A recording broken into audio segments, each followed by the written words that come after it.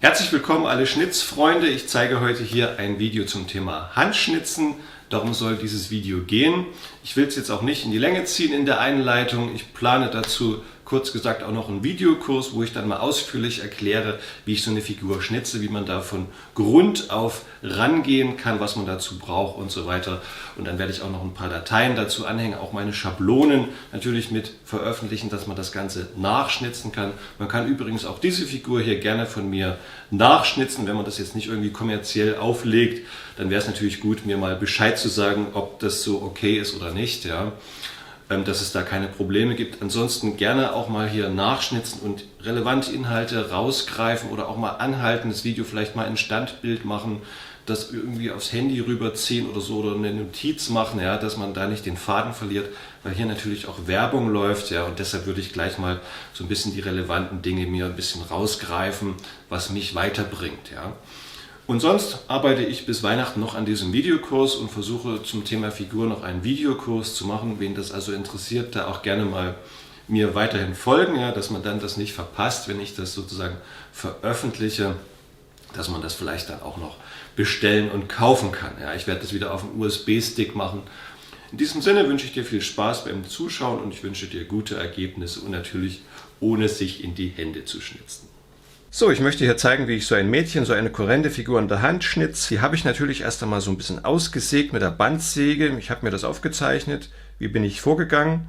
Ich habe mir einfach 5 Kopflängen festgelegt und die guckt eben hier so ein bisschen hoch und das habe ich mir auch so eiförmig aufgezeichnet und zeichne hier so ein bisschen schräg versetzt. Also hier ist ja Mittellinie, aber die soll nach da schauen. Zeichne ich hier die Mittellinie auf und hier, wo mal die Augen entstehen sollen, ja, und da kann ich so ein bisschen diese Blickrichtung mir festlegen. Das möchte ich also mal rausbekommen, dass sie in die Richtung schaut. Dieses Teil habe ich hier etwas breiter gelassen. Das ist so eine Spitze der Mütze. Da weiß ich nicht genau, ob ich da irgendwie eine Verzerrung, eine Verschiebung drin habe. Das kann natürlich mal falsch beim Aufzeichnen sein. Also seid da immer vorsichtig bei solchen Details, dass ihr da lieber ein bisschen was dran lasst noch, dass ihr da noch schieben könnt. Ja. Wenn du jetzt sagst, du hast keine Bandsäge, man sieht, hier fehlt nicht viel. Das ist ungefähr 1 Zentimeter, der hier an Holz weg ist. Ja, das kann man auch Eisen hier quer stechen, um sich diese Formen allmählich abzustechen. Man kann das von beiden Seiten aufzeichnen.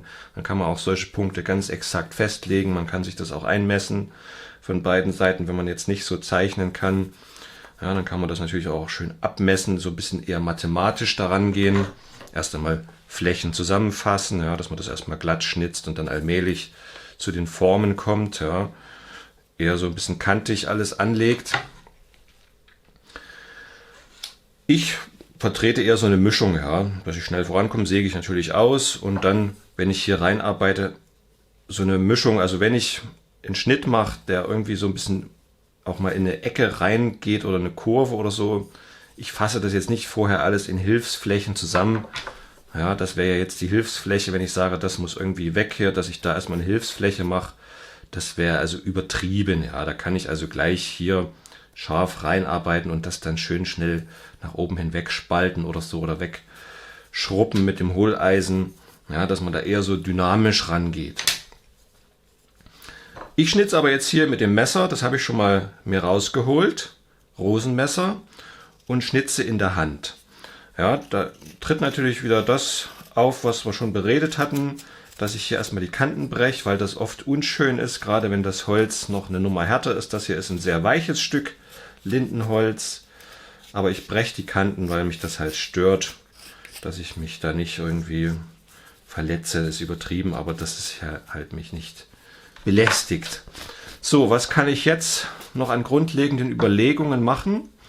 Ich weiß, dass diese Figur ein Liederbuch halten wird hier oder ein Notenzettel, was es auch sei. Ich mache es mal ein bisschen als Buch, ungefähr hier, weil hier habe ich schon bereits festgelegt, hier kommen die Arme so als Ellbogen nach hinten, werden dann ungefähr hier liegen und halten dann mit den Unterarmen, die gehen so ein bisschen schräg hier hoch, halten sie eben das Buch und das kann ich einfach in stilisierten, kreisförmigen, so brötchenartigen Formen hier so ein bisschen anzeichnen.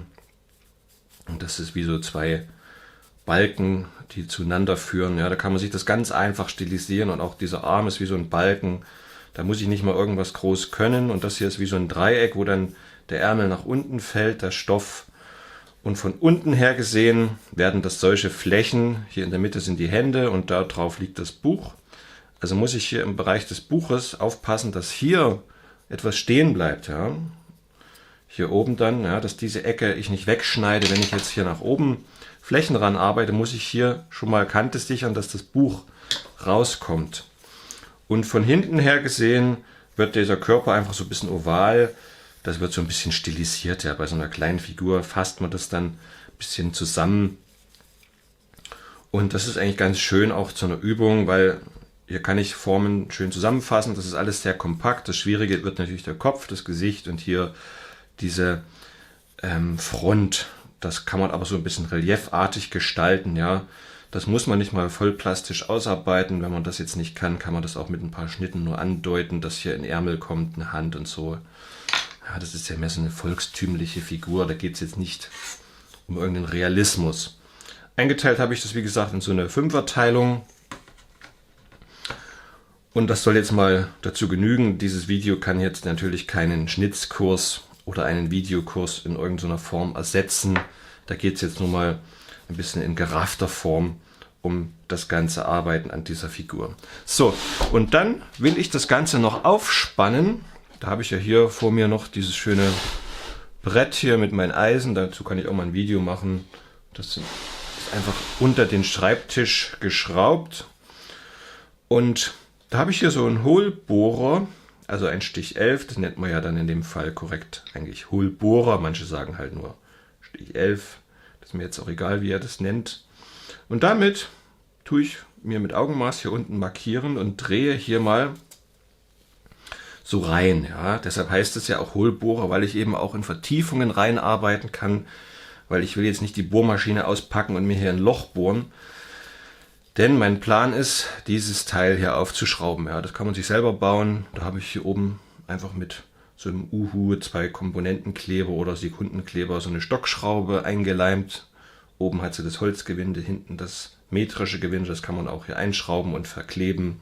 Das hält. Oder man bohrt sich hier komplett ein Loch durch, Holzschraube von unten reingeschraubt, dass das oben hier rauskommt, das Gewinde.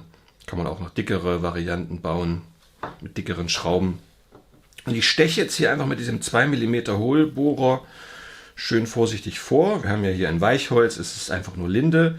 So, und jetzt habe ich schon tief genug gestochen und drehe wieder so ein bisschen zurück und man sieht, dass hier so Material rauskommt. Ja, also habe ich hier ungefähr so 1,5, 2 cm rausgeholt. Das fällt raus, ne? Hohlbohrer nennt man es deshalb. Und jetzt kann ich nämlich da schön meine Schraube ansetzen und drehe das einfach ganz entspannt da rein. Weil dadurch habe ich noch eine Verlängerung und ein bisschen einen schönen Halt, dass ich in der Hand diese Figur schön schnitzen kann, ohne mich blöd zu verletzen. So, und ich ziehe das handfest an. Das möchte aber auch schön halten.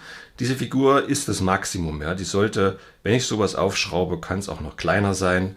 Es ist eigentlich für solche Objekte in der Größe geeignet, die ich halt nicht mehr ordentlich halten kann, ohne dass ich da mich verkrampfe oder so. Ja. Aber das kann schon auch helfen.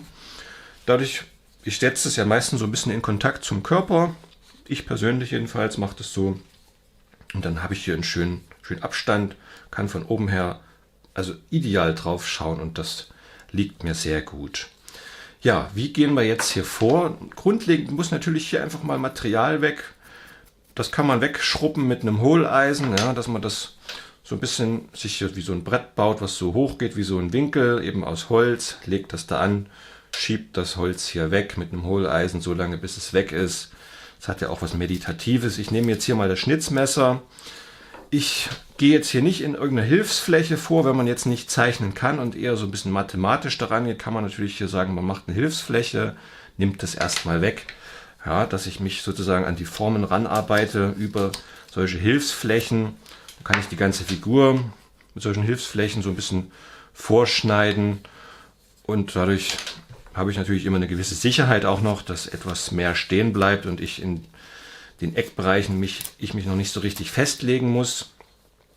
Aber ich mache das eher dynamisch, ja, dass ich dann gleich diesen Eckbereich hier mit so einem Schnitzmesser einmal so hochziehe oder halt ein Hohleisen nehme, dass ich gleich mal auf diese Fläche reinkomme. Man könnte jetzt auch hier anfangen, so reinzuschnitzen, erstmal hier so ein bisschen eine Kerbe zu schaffen. Und da immer schön vorsichtig. Beim Anfang neigt man natürlich dazu, dass man irgendwie zu wild rangeht. Und da muss ich natürlich kontrollieren, dass ich schön ordentlich arbeite. So, ich mache das jetzt mal hier mit dieser Technik. Das ist fast schon etwas ja, zu stark, was ich hier an Kraft aufwenden muss. Und das ist nicht so gut, ja. Aber die Messer verkraften es, wenn man auch so ein bisschen mal in die Ecke rein es dreht. Aber man sollte das da nicht übertreiben, ja.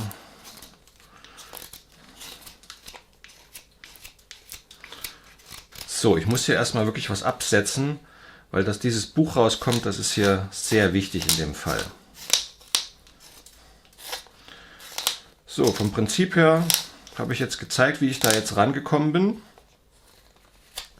Das muss man einfach jetzt durchziehen und wiederholen, so lange bis man am Maß ist.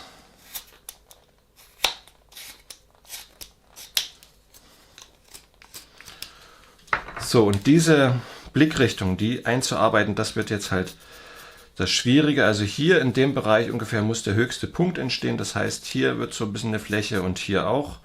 Und das habe ich ja schon, hier ist ja eh schon runtergeschnitzt und hier, das werde ich so ein bisschen in Form bringen. Und dann schneidet man halt allmählich das Gesicht so ein bisschen vor, erstmal das Profil und kommt dann auf die Gesichtsform, dass sie wirklich so ein bisschen in die Richtung schaut, ja. Natürlich kann man das nur bedingt darstellen. Ja, man wird es nie 100% hinkriegen, das ist klar. Aber dass man wenigstens eine Richtung spürt. So, und hier oben ist das Hirnholz natürlich. Es geht nicht so schön zu bearbeiten. Und da nehme ich halt einfach mal so ein kleines Hohleisen und schneide das ein bisschen tiefer mir vor. Weil ich schnitze jetzt hier in der Hand. Ich kann nicht extrem viel Kraft aufwenden. Und da tue ich halt mal in dem schwierigen Bereich Schnitt an Schnitt setzen. Ich kann über die Fläche arbeiten. Das ist ein bisschen klein, könnte ruhig noch ein bisschen größer sein. Vielleicht mal das hier. Ja, das ist besser. Das geht auch gut. Das wäre jetzt ungefähr so ein Stich 10, 8 oder 7 mm. Eher 7.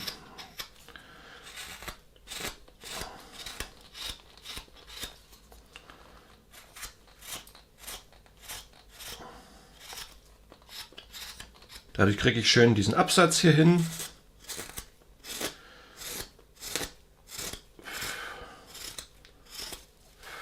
Ja, das geht für mich etwas entspannter, als wenn ich hier das alles mit dem Schnitzmesser so runter drücken muss. Da ist das etwas zu filigran schon, das Messerchen hier. Ich kann natürlich so ein bisschen mich an die Grundformen ranschneiden des Buches. Das mache ich jetzt auch wieder. Das meiste muss ich schon mit diesem Schnitzmesser lösen. Auch die Richtung des Kopfes. Ja, so ein bisschen anlegen.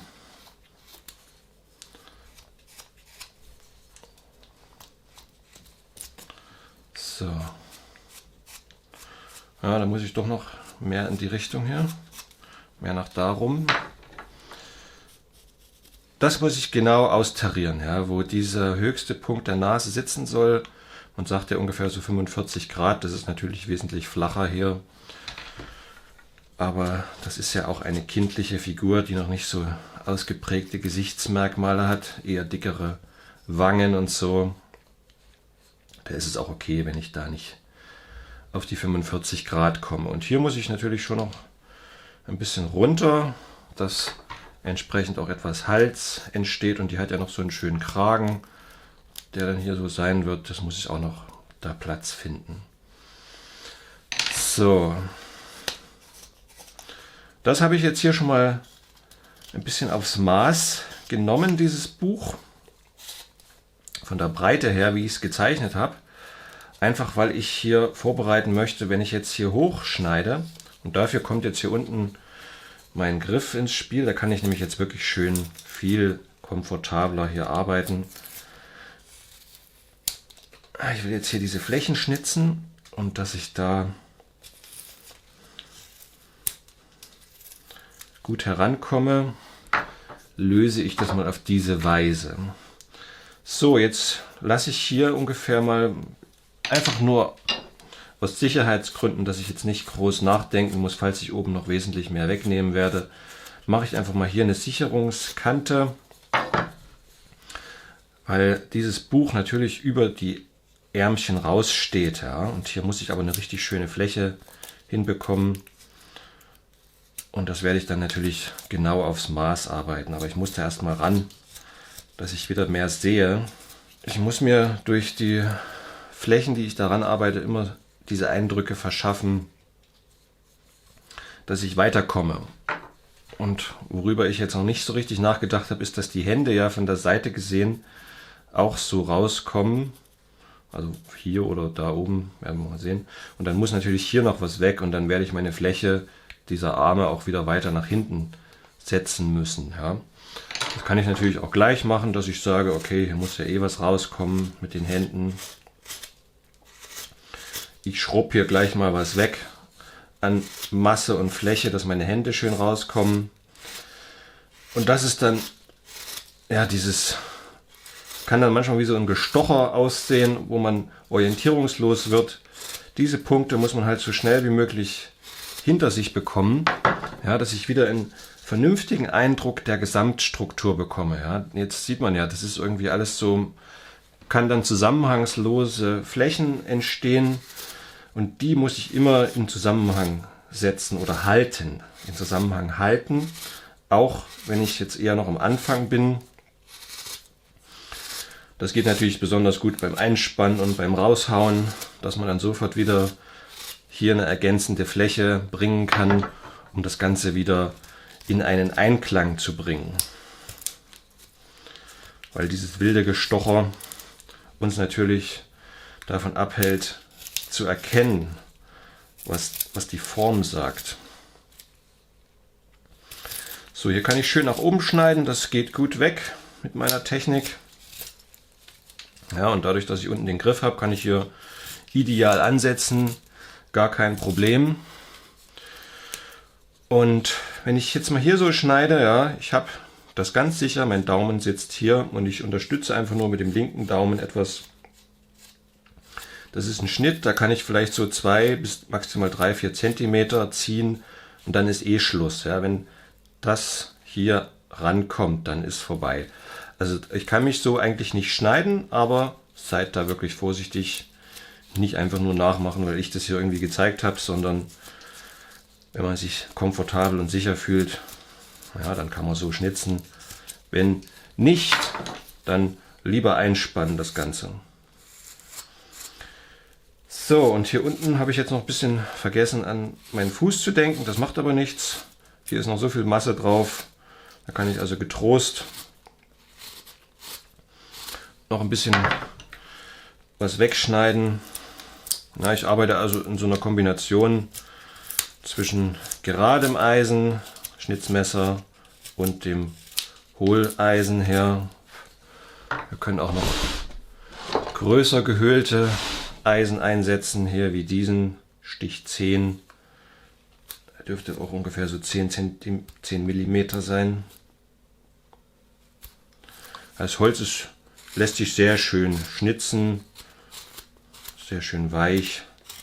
Ja, mit so einem Eisen kann man sich so ein bisschen in den Bereichen, wo es mit dem Schnitzmesser halt blöd geht, ein bisschen die Masse wegnehmen.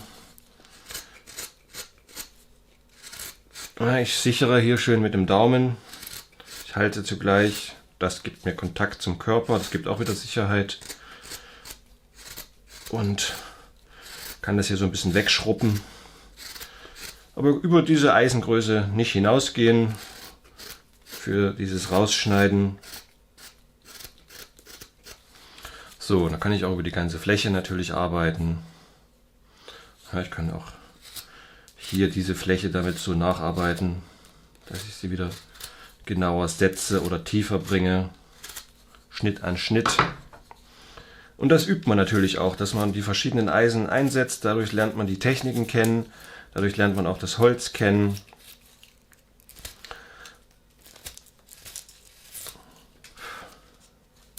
Also nicht einfach nur irgendeiner Tradition folgen, sondern dass es Sinn ergibt, in dem Material zu arbeiten. Ja.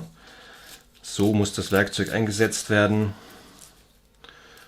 so effektiv und sinnvoll wie möglich. So, jetzt muss ich natürlich ein bisschen aufpassen. Jetzt bin ich hier schon etwas zu hoch. Also hier darf ich nichts mehr wegnehmen. Da muss ich mir mal eine Markierung machen. Weil ich will oben noch ein bisschen runter. Das ist mir noch zu eng da oben. Ja, und daher das Buch ja so ein bisschen in diesen Flächen liegt, die so hoch gehen. Also so, das lässt sich schwer zeigen jetzt. Dadurch gehe ich hier einfach mal rein mit dem Hohleisen und dadurch, dass hinten das Teil ist, kann ich es natürlich auch so schön an meinen Körper ansetzen. Dadurch kommt es ein bisschen hoch. Ne? Ich habe Kontakt, mehr Kontrolle durch den Kontakt zum Körper. Das gefällt mir eigentlich sehr gut.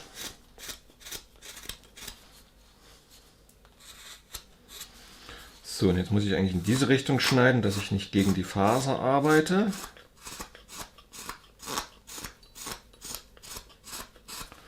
So. War schon besser geworden. Ich muss halt vom Oberkörper noch was erkennen. Da muss dieses Buch ein bisschen was preisgeben.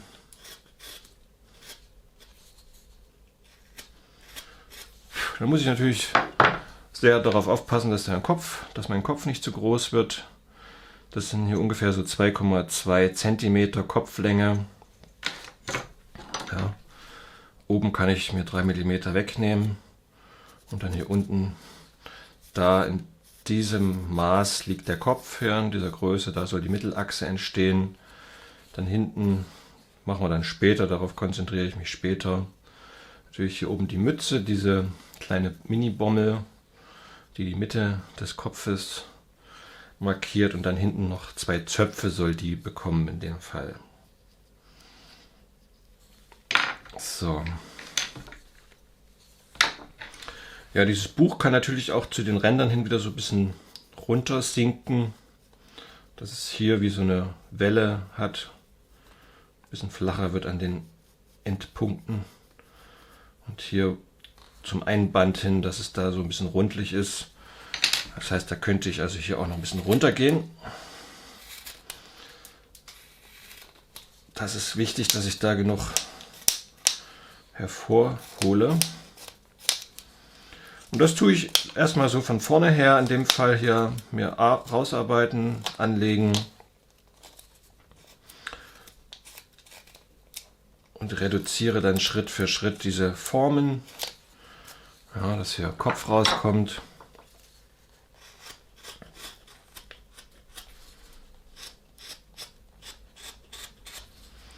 Die Zwischenfläche entsteht.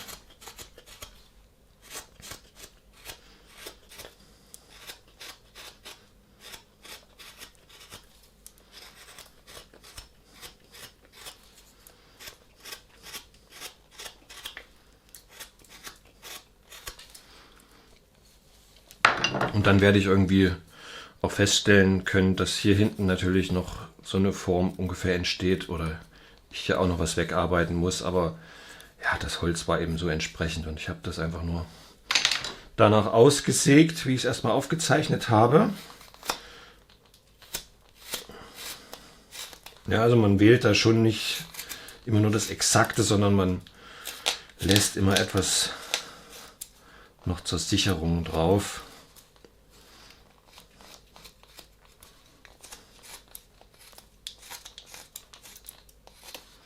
Außer ich habe jetzt natürlich eine sehr konkrete Vorstellung mit Schablonen und ich habe diese Figur schon 10-mal geschnitzt. Naja, dann kann ich sie natürlich mir ganz genau aussägen, auch von beiden Seiten. Aber wir wollen das ja jetzt hier ein bisschen kennenlernen.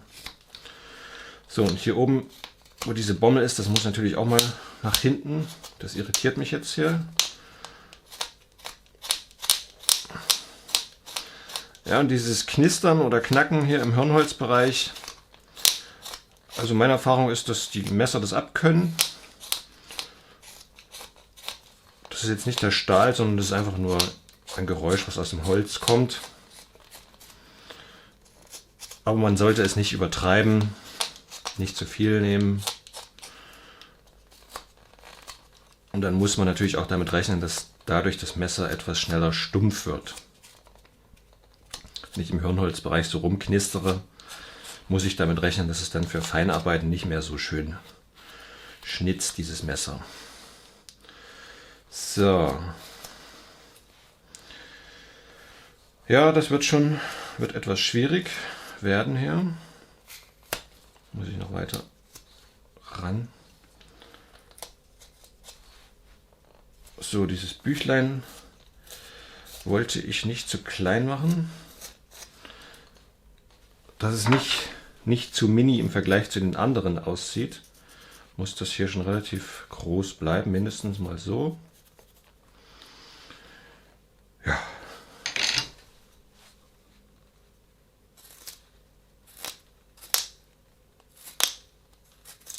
Ja, und bei diesem Rausarbeiten ist es eben nicht mit einem Schnitt getan, sondern ich muss das so lange nacharbeiten, bis es stimmig ist. Warum schneide ich jetzt hier manchmal so? Ja, weil der Faserverlauf nicht immer in meiner gewünschten Schnittrichtung vorliegt. Ja. Wenn ich das hier oben mit dem Schnitzmesser so ansetzen will, muss ich hier so ein bisschen reinarbeiten. Und von unten habe ich ja den Fuß, wo es auch so ein bisschen hochzieht. Das sind jetzt nur mal anlegende Schnitte, dass ich hier weiter reinkomme und mir gleichzeitig aber auch eine Flächigkeit erzeugen kann, die nicht so wüst und zerstochert aussieht. Schön längs zur Faser geschnitten. Ja, ich kriege eine Idee davon, wie das mal aussehen wird. Und dann muss ja hier noch der Ärmel ran.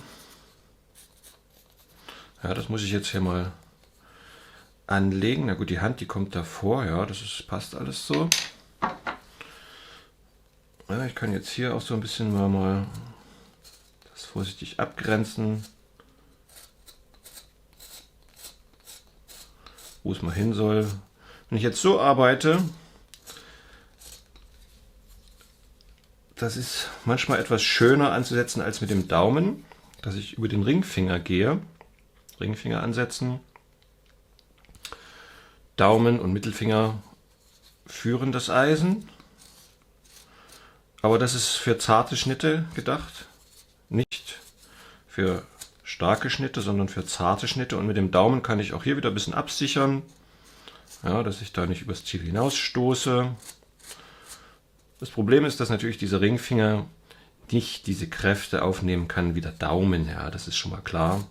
Da brauchen wir nicht lange drüber diskutieren. Das macht man dann vor allem beim Gesichtsschneiden oder so, weil man eben auch sehr schön sehen kann, was das Werkzeug macht. Ja, man hat den idealen Blick, wohingegen ich hier die Hand etwas in diesem Bereich hier verkrampft halte und wohingegen so ist sie wunderschön offen.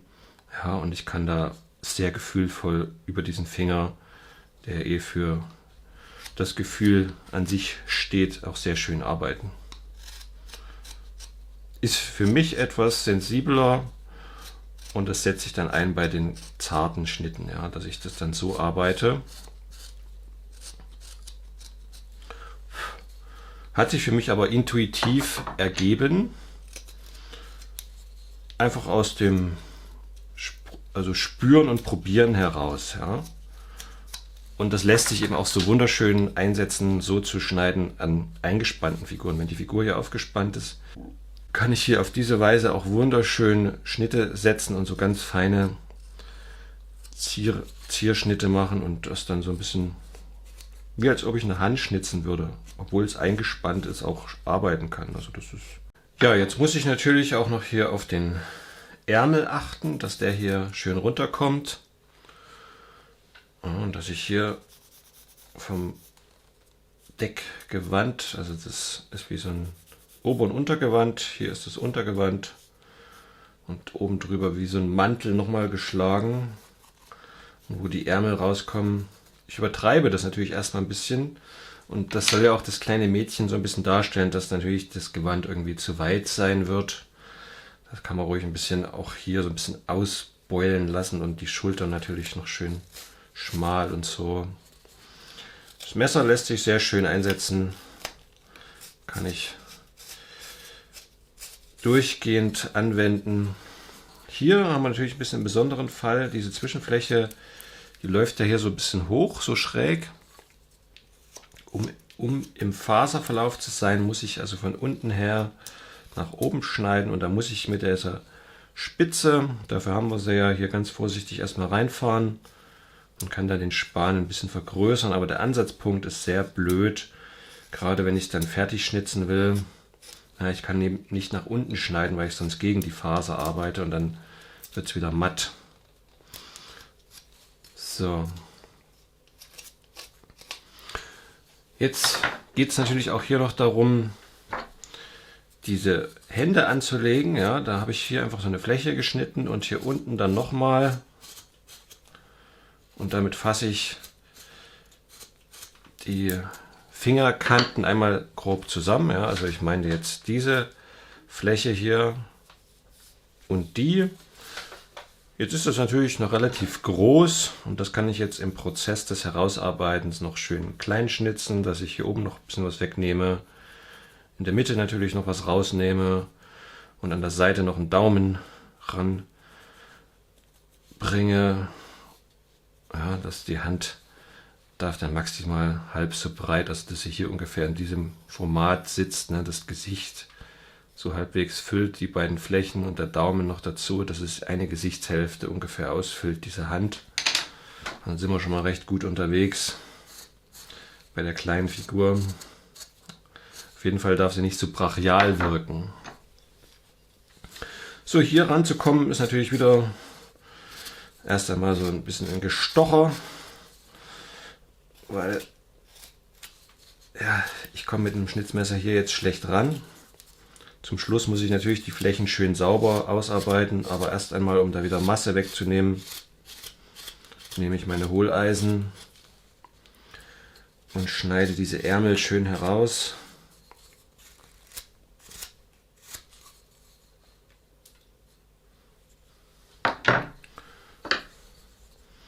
Ja, und wenn ich einmal dann was habe, ist eine Kante, kann ich natürlich auch dann Balleisen nehmen und hier mein Ärmel schön rausstechen, ein bisschen diese Kante hier runterziehen.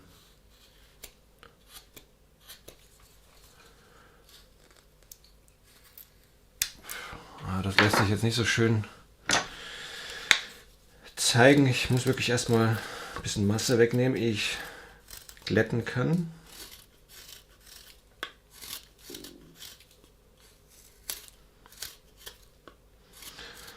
Also in diesem Prozess jetzt hier zu wüst zu bleiben oder zu flach, das wären also die Fehler.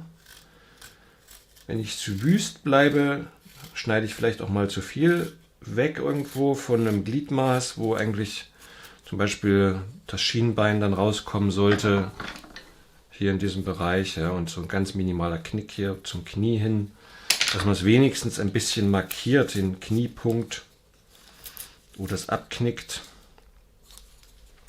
Ich das hier mit dem Schnitzmesser mache, das ist ein bisschen schwierig, gerade in diesem Bereich müsste ich hier mit der Spitze so ziehen und das ist immer gefährlich. Ja. Das sind gefährliche Schnitte, diese ziehenden Teile.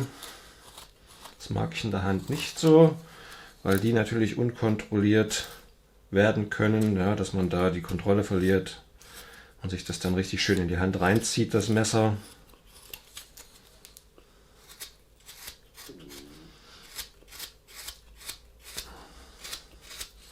Ja, also wenn ihr mit den Hohleisen wegschrubbt, macht ihr euch Gedanken über die Form und immer in zusammenhängenden Flächen arbeiten. Ja, nicht einfach nur da irgendwie was wegnehmen, sondern es muss sich ein Zusammenhang ergeben. Und den muss ich so schnell wie es geht suchen. Weil lasse ich das zu lange zum Beispiel irgendwie wüst stehen, kann ich die Motivation verlieren. Und ich verstehe nicht mehr, wo das Ziel hingehen soll. Ja?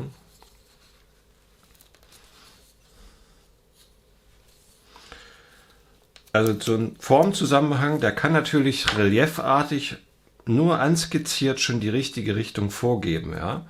Dass ich sozusagen überall diese entsprechenden Volumen und Massen erst einmal so ein bisschen vorschneide und das hängt jetzt alles schon zusammen. Ja. Ich sehe, dass hier eine Fläche entsteht, hier vorne ein bisschen Schienbein und hier der Körper und hier oben entsprechend das zusammenfließt. Ja. Und das meine ich mit diesen Zusammenhängen. Das sind logische Zusammenhänge auch des Obergewand, dass das einzelne Flächen sind. Wenn ich halt einfach hier nur so ein bisschen reinsteche irgendwie, dass da irgendwie Masse weggeht, das ist mir zu wenig. Ja? Das muss eben einem Ziel folgen und dann sollte ich es auch so bald wie möglich nacharbeiten, dass ich dann entsprechende Balleisen nehme. Wahrscheinlich ist das hier mit dem Balleisen schwierig handwerklich, weil es einhakt. Aber ich kann wenigstens etwas längs zur Faser hier glatt schnitzen. Ich kann auch mal wie so ein Geißfuß hier, das geht schon mal, so ein bisschen da reinstechen. Und diesen Ärmel dann allmählich auch ausarbeiten. Hier vorne ist der natürlich so schön geöffnet. Da muss wie so eine Öffnung kommen. Kann ich noch weiter zurück, dass hier ja, wie dieses Oval entsteht, wo dann der Arm oben reingeht. Da muss ich also hier noch ein bisschen zurück. Kann ich auch hier noch was wegnehmen. Schritt für Schritt entsteht das. Und hier sehe ich jetzt auch, dass das Buch vorne schmäler ist als hinten. Ja, das muss ich also auch nach hinten dann logisch durcharbeiten. Dass dieses Anlegen vom Anfang dann auch sinnvoll zu Ende geführt wird in diesem Ausarbeiten, indem ich die Form wieder durcharbeiten tue.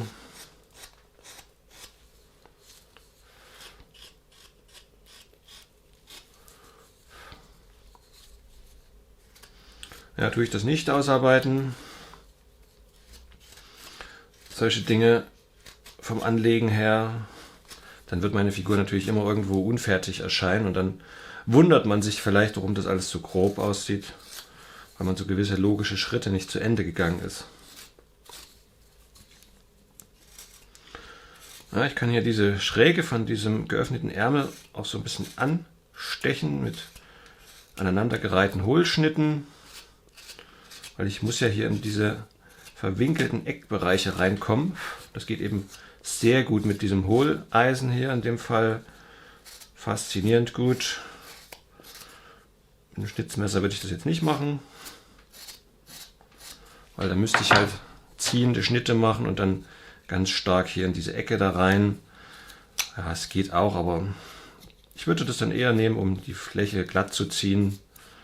Ja, jetzt sehe ich, was mit dieser Fläche ist wirklich, indem ich das schön mit dem Messer ausgearbeitet habe und dann ist es auch gut. Die Ansatzpunkte der Hände ein bisschen schneiden und dann allmählich hier die Seiten der Arme und das Ende vom Buch hier exakt schneiden, ausarbeiten.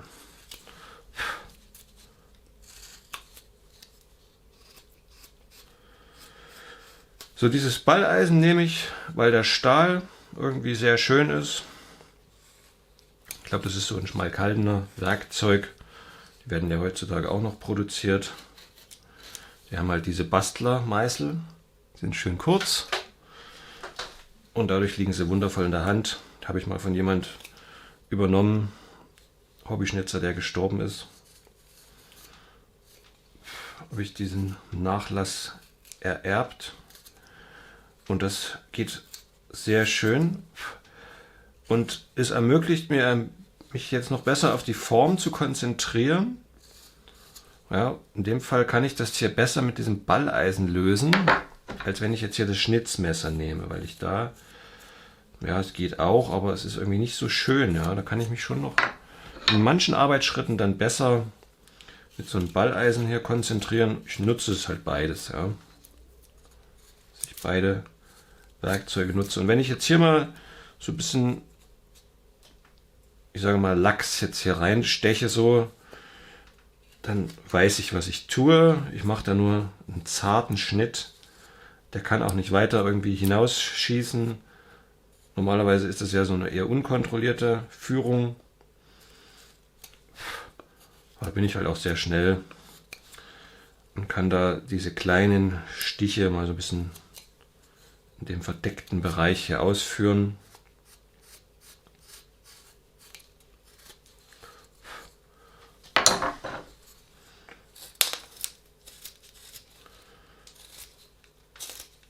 So, jetzt muss ich alles, was ich zu groß gelassen habe, wieder runterarbeiten. So lange ausfriemeln, bis es besser wird.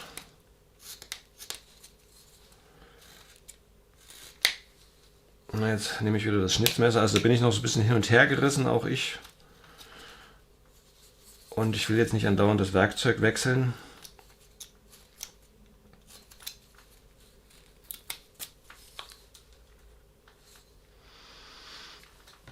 Aber da muss man schon hier aufpassen mit dieser Ecke. Da wollte ich jetzt eigentlich auch mit dem Schnitzmesser, aber das ist zu gefährlich, weil ich da halt so mit der Spitze ziehen muss. Dann nehme ich halt hier ein Balleisen. Geißfuß könnte auch nehmen.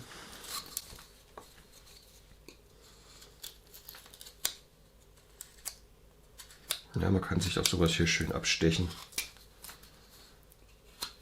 Na, erstmal will ich sehen, wo das jetzt hingeht, die Reise, und dafür schneide ich das erstmal so vor. Einen Geißfuß würde ich dann auspacken, wenn ich dann zum Ende hin nochmal vielleicht sauber schneiden muss. So, es ist ja immer noch so eine Mischung zwischen Durcharbeiten und Anlegen hier. Oder die angelegten Formen jetzt wieder korrigieren und richtig setzen.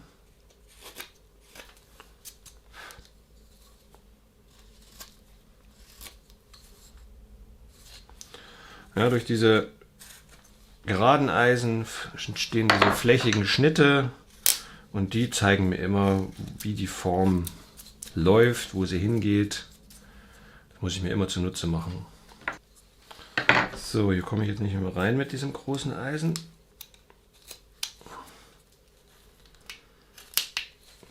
So.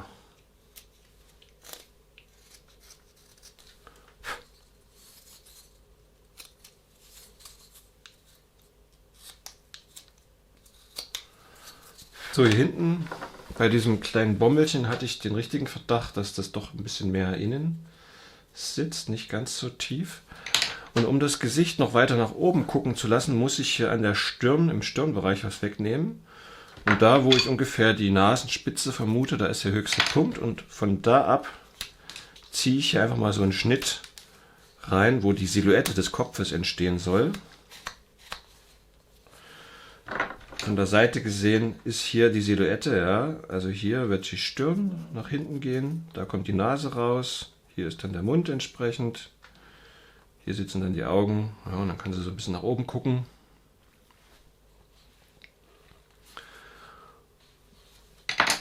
Das müsst ihr immer versuchen zu sehen, ja, diese Silhouetten und die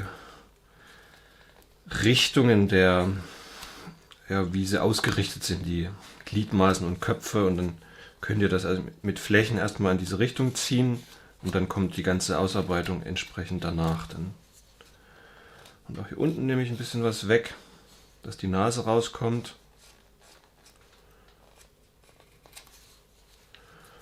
Dann schneide ich hier wieder meine Flächen ran, weil ich da ja dadurch, dass ich nach hinten gegangen bin, ein bisschen was verloren habe.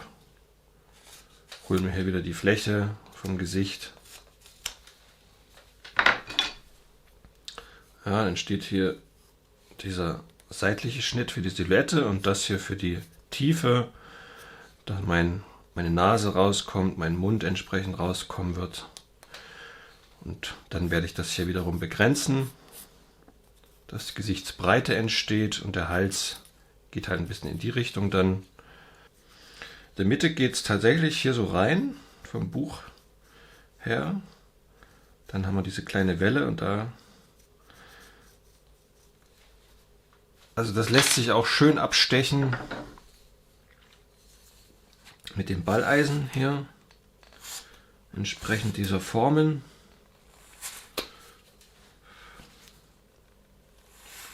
Hab da fast keine andere Möglichkeit, ja, weil durch den Faserverlauf müsste ich ja von in der Mitte aus gesehen nach oben schneiden, um mit der Faser zu schneiden. Und wenn ich es halt so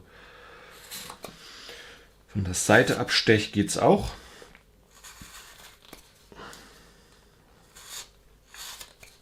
Im Hirnholzbereich immer ein bisschen schwierig.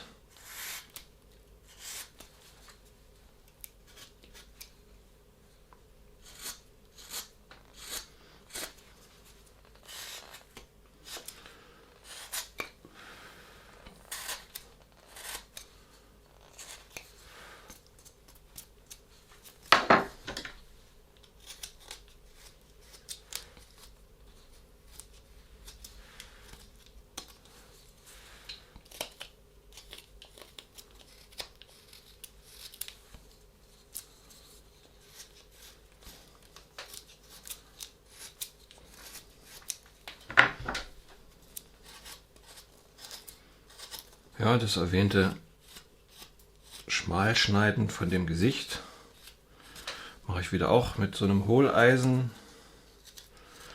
Damit deute ich mir erst einmal an, wo die Reise hingeht. So, und das, was da an dieser zusätzlichen Masse hier entsteht, das werden entsprechende Haare. Und in dem Fall soll die hier so einen Zopf haben. Das muss ich mir aber nochmal genau überlegen, wie der genau wird. Und hier oben kommt natürlich noch so eine Mütze, die einfach wie so eine Melone, wie so eine halbe Melone rund geschnitzt wird. In Form bringen. Der Fuß ist noch viel zu groß hier, den muss ich auch ein bisschen nach da noch bringen.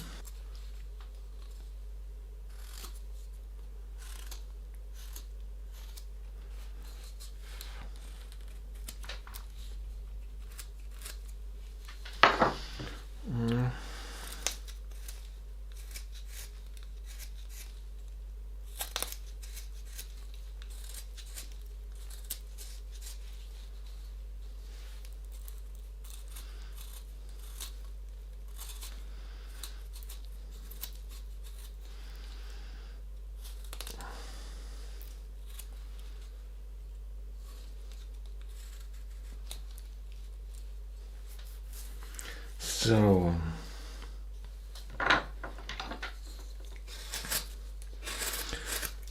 Und ihr seht hier hinten, das könnt ihr auch mit etwas Geduld wegschrubben. Ich habe jetzt hier keine Unterstützung durchs Bein oder irgendwie, dass ich das auflege, sondern ich schneide das halt weg, Schnitt für Schnitt, über die Fläche. Ich versuche dabei in der Fläche zu bleiben. Das ist ein bisschen die Herausforderung bei diesen Hohlstichen, ja, dass ich ja eigentlich negativ was rausarbeite, aber eigentlich eine Fläche anpeile. Das ist natürlich gewissermaßen verwirrend oder halt irgendwie eine gespannte Form damit anstrebe oder so.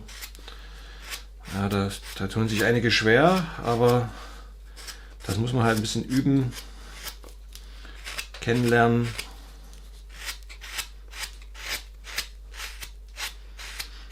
Auf jeden Fall brauchst du dafür relativ viel Kraft hier. Also würde ich über diese Eisengröße nicht hinausgehen.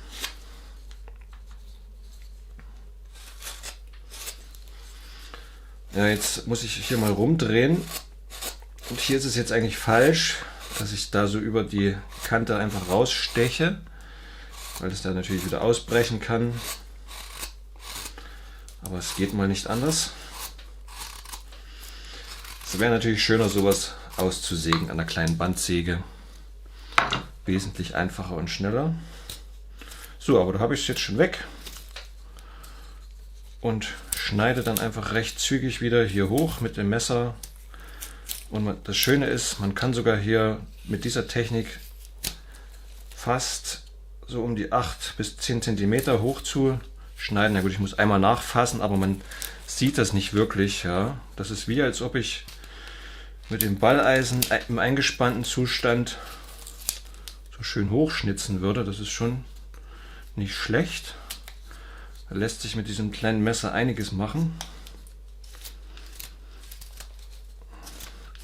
So, man sieht so ein bisschen die Vorgehensweise. Ja? Ich tue halt mit den Hohleisen ein bisschen die Richtungen vorgeben, ein bisschen Masse entfernen und dann mit dem Teil hier eher glätten und die Flächen wieder ordnen und zusammenfassen. Das gefällt mir jetzt sogar, der Ausdruck, das Ordnen der Flächen. Ja? Also das kann ja dieses Hohleisen nicht so schön leisten und man sieht dieses Zerklüftete deutlich und das Messer ordnet dann wieder.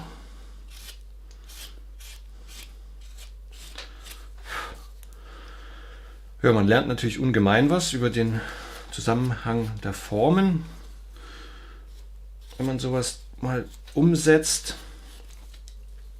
und wird dann immer besser werden und kann dann meinetwegen auch komplexere Figuren schneiden und versteht mehr und mehr, wie man die anlegen muss und so. So, die kriegt jetzt hier die 2 Zöpfe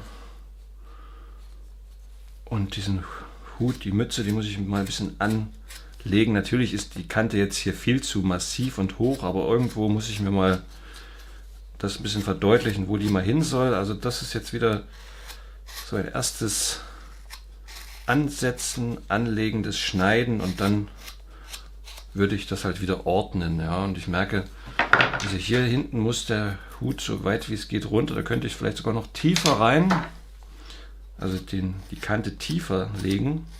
Und in so einer Rundung ist das ja gar kein Problem. Da kann ich natürlich noch tiefer rutschen oder einfach ein bisschen tiefer setzen, wohingegen bei einem scharfen Schnitt ist ein bisschen blöder zu machen. Und indem ich das dann wieder mit geraden Eisen überarbeite, dann kann ich das wieder in einen vernünftigen Zusammenhang bringen.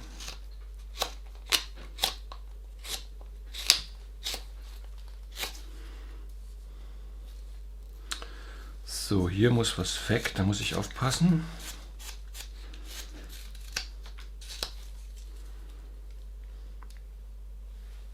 Ja, von oben her gesehen muss ich natürlich auf das richtige Volumen vom Kopf achten. Da ist mir jetzt ein bisschen abgegangen, dass da noch was weg muss, weil der ja so gedreht ist. Also hier ist was weg und dann muss da auch was weg.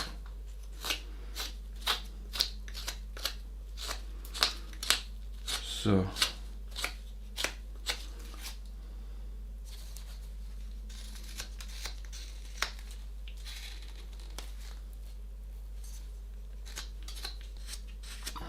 Ja, in diesem speziellen Fall komme ich da in den Ecken irgendwie besser zu Fach, ja, dass ich da irgendwie sowohl die Form schnitzen kann, als auch die Fläche, als auch die Flächen und Ecken. Ja, das hilft mir hier beim Ausformen sehr gut. Zu kleinen Schnitten den Hut als eine Halbschale zu formen.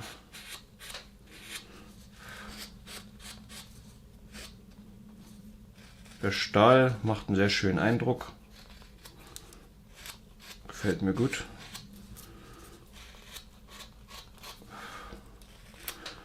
Ja, wenn man da mal irgendwie so einen Schwung solche Eisen kriegt, einfach mal ein bisschen anschleifen, mal durchprobieren den ganzen Schwung, gucken, ob da was Schönes dabei ist, und dann habe ich schon sofort gemerkt, dieses Eisen hier ist eines der besten. Habe ich gleich ganz vorne mit hingelegt. Und das nehme ich andauernd jetzt. Aber das können auch Eisen sein, die einem einfach irgendwie gut in der Hand liegen, wo das Heft schön ist oder die irgendwie so schön angeschliffen sind. So, ich habe jetzt mir das nochmal angeguckt. Nochmal nachgemessen am Kopf. Diese Fehler macht man halt gerne, dass der Kopf dann zu groß wird. Also 2,2 cm muss ich den mindestens machen. Mache ich ihn größer, verändert sich wieder das Alter. Oder es wird im schlimmsten Fall sogar eine Karikatur. Ich muss hier vorsichtig sein. Ich schneide erstmal nur nicht ganz bis an den Strich, weil Sie hebt den Kopf hoch, ja, der Hals kann lang werden, aber mache ich den Hals dann wiederum zu lang, kann es natürlich weitere Probleme geben.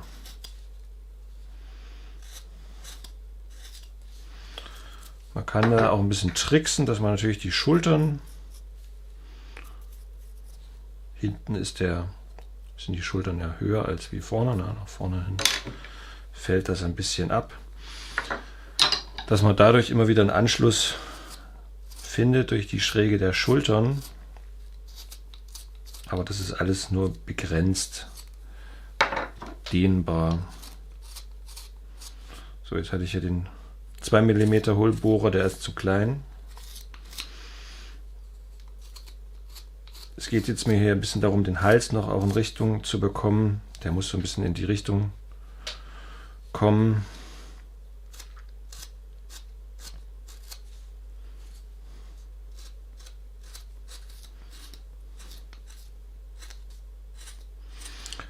Dem bin ich jetzt gewissermaßen verpflichtet, weil ich den Kopf so gedreht habe, muss ich auch mit dem Hals was machen. Mache ich den Hals halt nur gerade, passt es irgendwie nicht zusammen oder wirkt nicht entsprechend. Aber zweifellos ist das schwierig mit diesem Hals.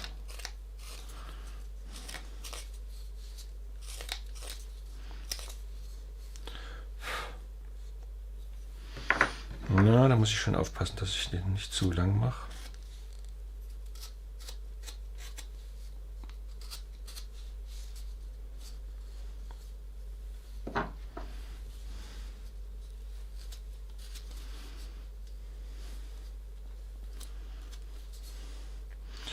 Hier immer schön aufpassen, dass ich da nicht abrutsche. Gerade wenn ich nach unten zuschneide, dann lieber so.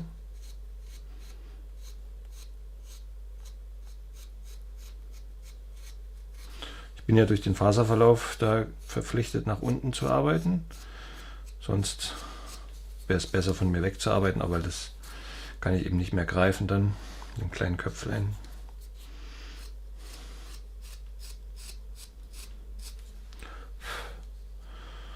So, bei den Daumen muss ich auch noch was absetzen. Ja, das ist sozusagen die Hand hier unten, dass diese Ecke da rauskommt, die hier verläuft. Ja, und der Daumen ist etwas höher. Das habe ich jetzt hier mit diesem Schnitt angedeutet.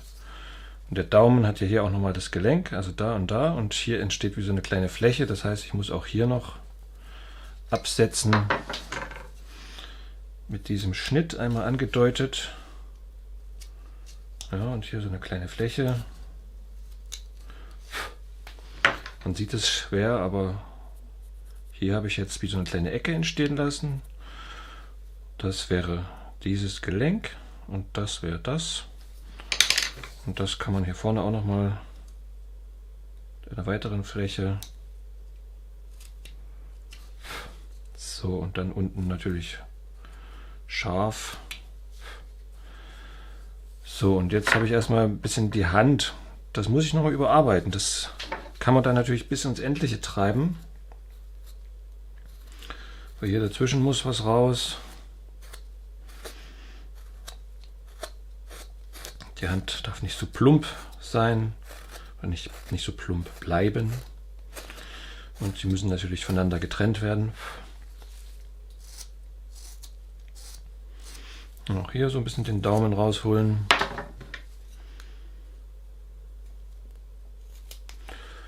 Dann schneide ich einfach flächig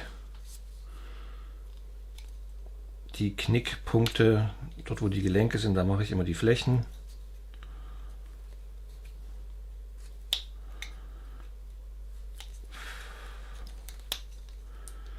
Schwierige ist dann die Proportion der Hand hinzubekommen und dann natürlich die feinen Finger zu schnitzen. Die Hand darf auch nicht zu hoch sein, da mache ich sie zu hoch. Also das heißt hier diese Höhe zwischen Buch und Handrücken, da muss ich noch ein bisschen runter gehen, dass sie nicht so wuchtig wirken. Das ist relativ zarte Gliedmaßen bei so einer kleinen Figur natürlich schon.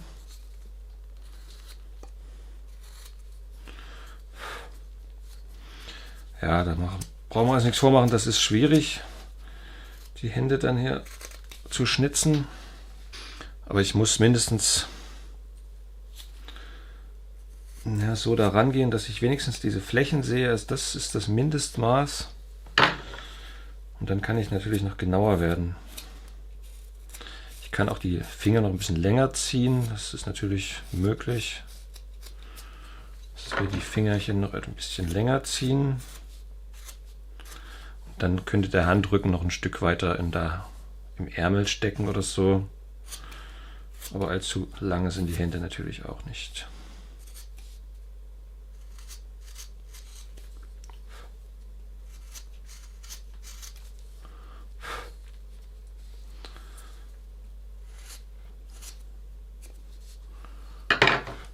Das ist jetzt so das richtige Ausarbeiten. Dafür ist das Messer natürlich wie gemacht. Dann merke ich, dass hier mit dem Ansatz vom Ärmel etwas nicht stimmt. Da muss ich die Fläche jetzt nochmal neu setzen.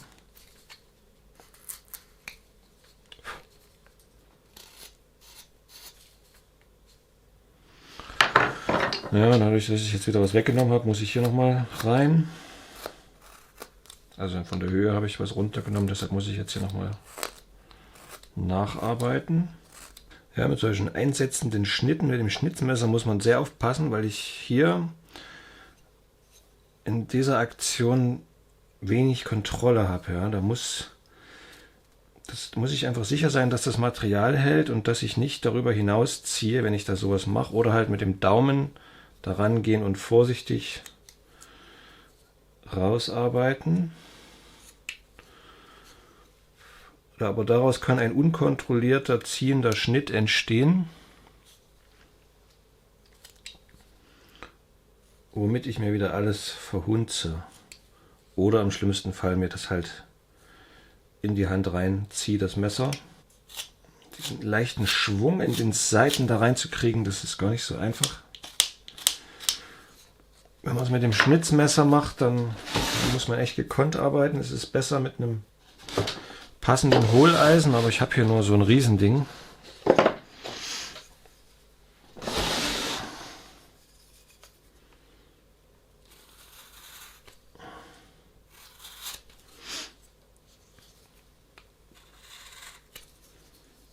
Aber es geht.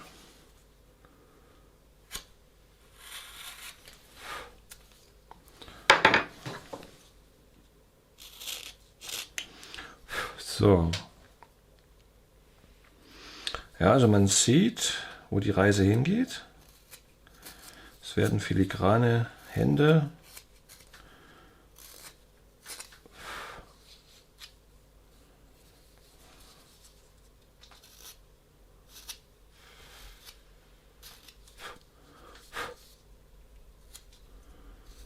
So.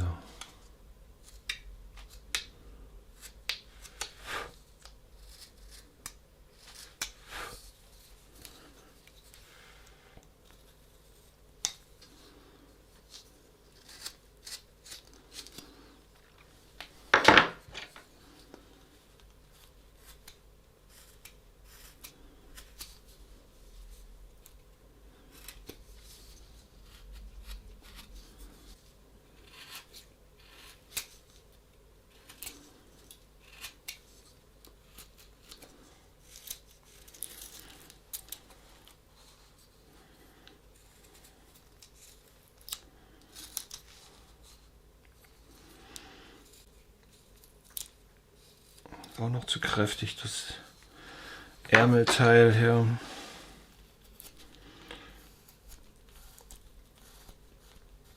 Ich muss so ein bisschen das Gefühl bekommen, dass es ab den Armen wieder runterhängt.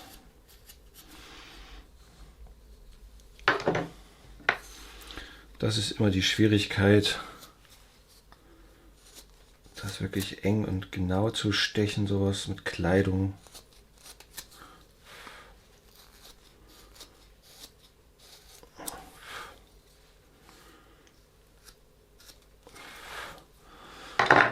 Ja, da schnitze ich so minimal hier gegen die Faser. Wenn ich also mit dem Geistfuß da hochgeschnitzt habe am Ärmel innen, geht manchmal nicht anders. schnitzt man gegen die Faser, dann natürlich sehr kontrollierter Schnitt. Den Schnitt dann auch bis zum Ende durchziehen.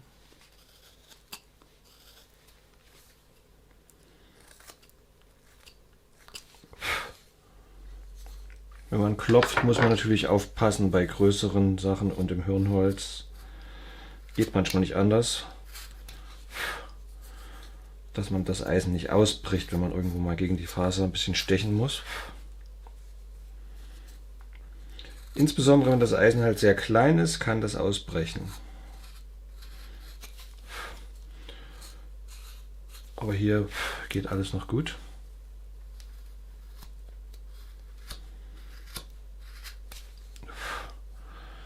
Ja, ich versuche das hier noch ein bisschen mehr zu akzentuieren. Durch diese Stiche, dass es ein bisschen genauer rüberkommt.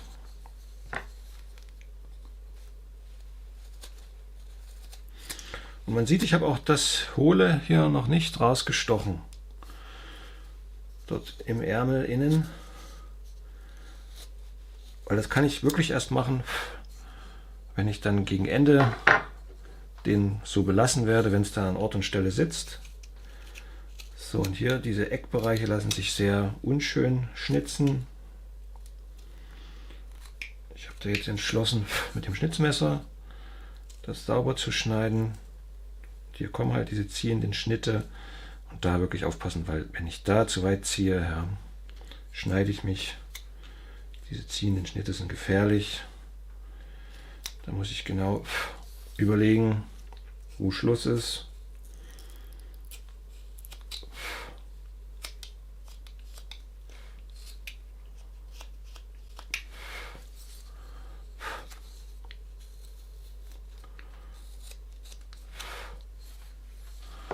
So, könnte ich vielleicht mal auch so ein schräges nehmen. Liegt ja alles da.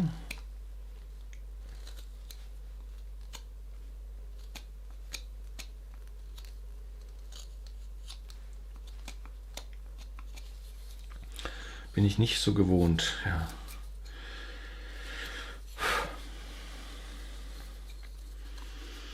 Wenn ich hier reingehe,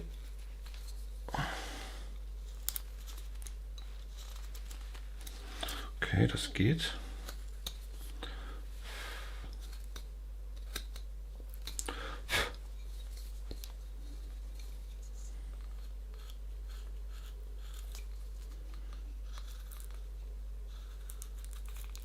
Ich bin auch so ein Fan davon, dass man so hinterschneidet auch ein wenig. Dass die Figur nicht wie so ein Abguss wirkt, dass man einfach nur aufhört an so Stellen, wo es mal ein bisschen schwieriger wird, sondern dass man versucht, das auch durchzuarbeiten. Hinterschneidungen mal bringen, um mehr Tiefe zu gewinnen. Ist aber immer eine Gratwanderung. Wann hört man da auf? Wie sauber kann ich es gestalten? Viele kriegen das nicht so sauber hin dann immer. So. Jetzt bin ich wieder auf Schnitzmesser umgeschwenkt. Es geht doch irgendwie besser.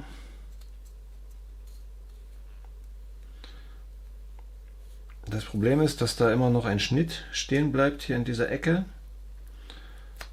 der unnatürlich wirkt, weil er etwas tiefer geht als die eigentliche geschnittene Fläche.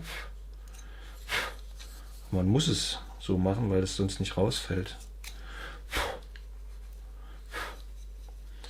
So.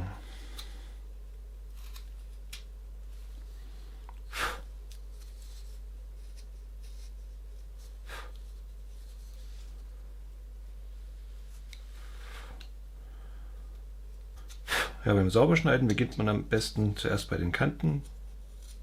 So, ich muss dann auch noch hier so eine Abgrenzung schaffen. Könnte ich eigentlich schon mal rangehen, dass der Buchrücken auch noch rauskommt.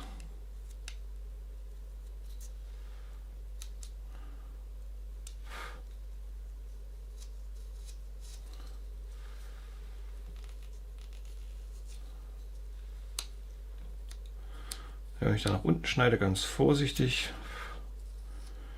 Da war ich schon jetzt an der Grenze, bevor es abspaltet. So, dadurch kriege ich nochmal eine Trennung der Flächen.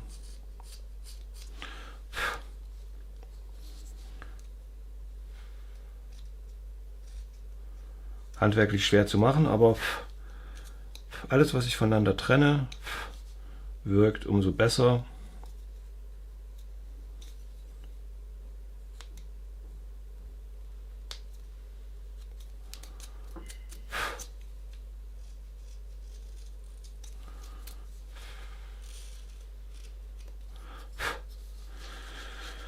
So, die Seiten dann noch rein zu kratzen, da kann man auch einfach die Abdrücke der Klinge stehen lassen, dass man da gar keinen Span wegnimmt, sondern nur wie einen Stich da reinsetzt.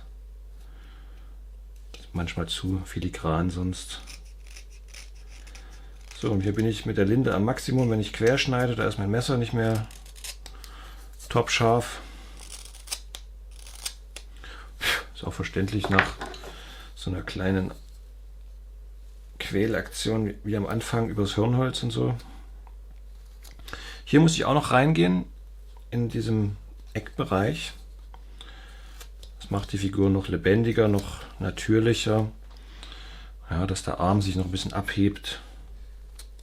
Steht noch wie so eine kleine Falte. Aber das ordentlich zu verarbeiten, da müsste ich dann auch noch weitergehen und darauf achten, dass ich nicht einfach nur die scharfen Schnitte da stehen lasse, ja, sondern wenn ich die Kante nochmal breche, sieht das noch organischer aus. Ja.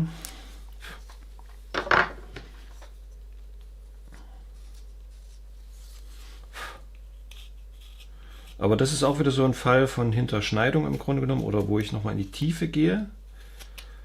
Und da muss man irgendwo auch ein Ende finden, weil jetzt geht es nämlich hier los, dass das Buch sich hier abgrenzen muss vom Ärmel. Und da entstehen schnell Ecken, die man nicht mehr ordentlich ausarbeiten kann.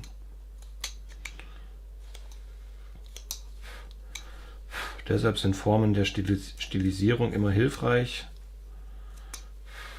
die einem dann helfen, das zu beenden, bevor man hier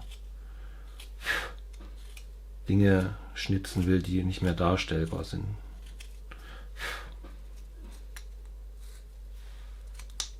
So.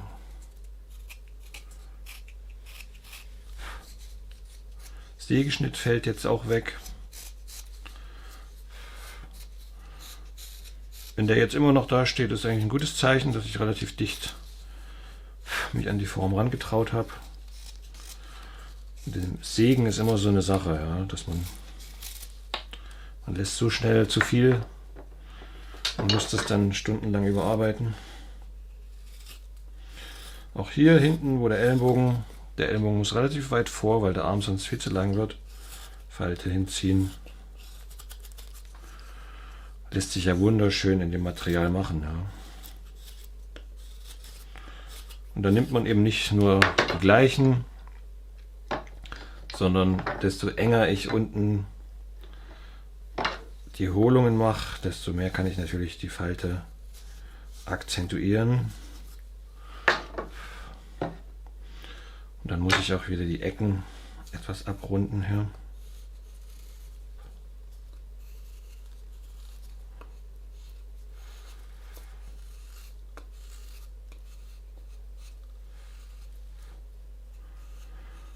Wenn man das sehr schön durchzieht, diese Abrunden der Ecken,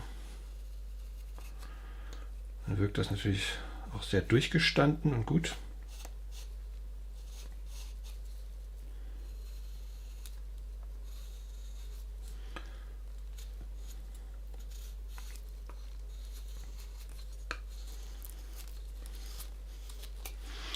So, hier muss ich das jetzt auch noch machen. Hier kann ich noch ein bisschen in die Fläche rumgehen, dann wirkt es wieder mehr geschlossen, die Form. Ja, und das spüre ich, wenn sozusagen das spalten will, habe ich jetzt gemerkt, da muss ich jetzt von oben wieder schneiden. das muss man einfach spüren. Und hier merke ich, da geht es andersrum. Das betrifft den Faserverlauf. Ja. Nicht, weil ich so viel Spaß habe, das immer zu tauschen, sondern ich muss da auf die Faser achten. Hier ist so ein bisschen leichter Schwung drin. Das ist natürlich echt blöd zu machen. Das ist der Sägeschnitt, den muss ich ja rausputzen. Aber auch irgendwie ein bisschen gekonnt schnitzen, dass man merkt, das ist irgendwie ein Schnitt.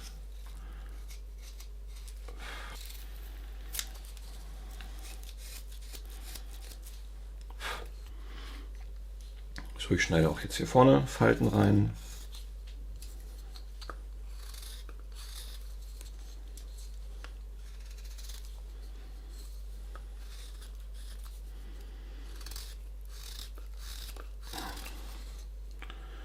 Letztendlich sind das stilisierte Abläufe, die ich jetzt hier vollziehe. Stilisierte Falten.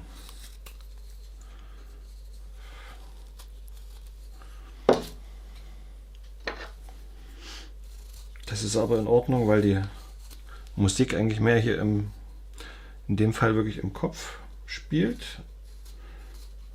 Nicht nur, dass die Figur singt, sondern eben, dass er auch interagiert mit der anderen und hochguckt. Und das unten, das dient eigentlich, wenn ich jetzt es mal übertrieben ausdrücken will, etwas mehr als Sockel, was das Gesichtchen tragen soll. Und da muss ich mich dann auch drauf konzentrieren. Das wird dann schwer, kleines Mädchengesicht zu schnitzen. Und die Ecken muss ich noch.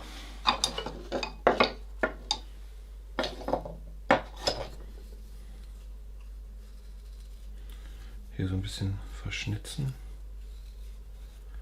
Dann nehme ich jetzt ein Flacheisen, weil mit diesem Flacheisen kommst du tiefer in die Rundung, also in die Hohlung rein, kannst dort weiter unten ansetzen, weil durch diesen minimalen Schwung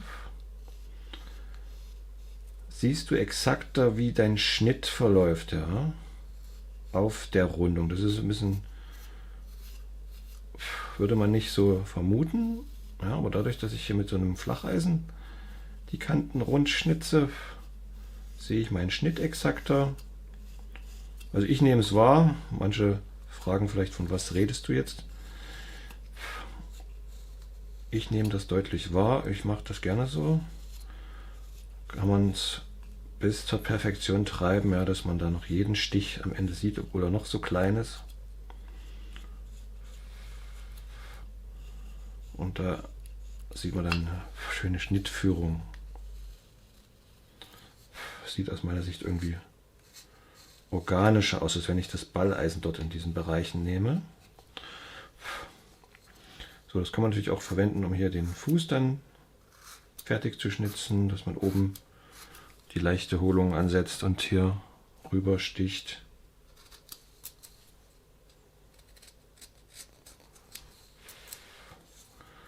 Muss ich ja natürlich noch rein.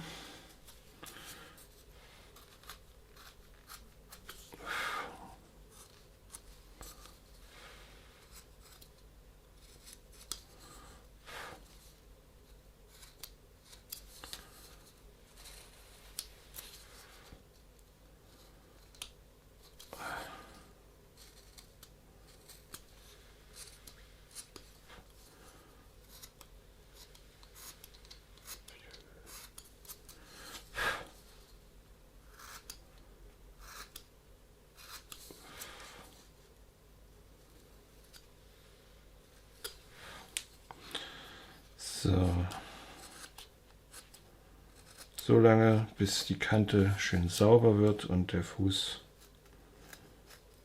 klein genug ist.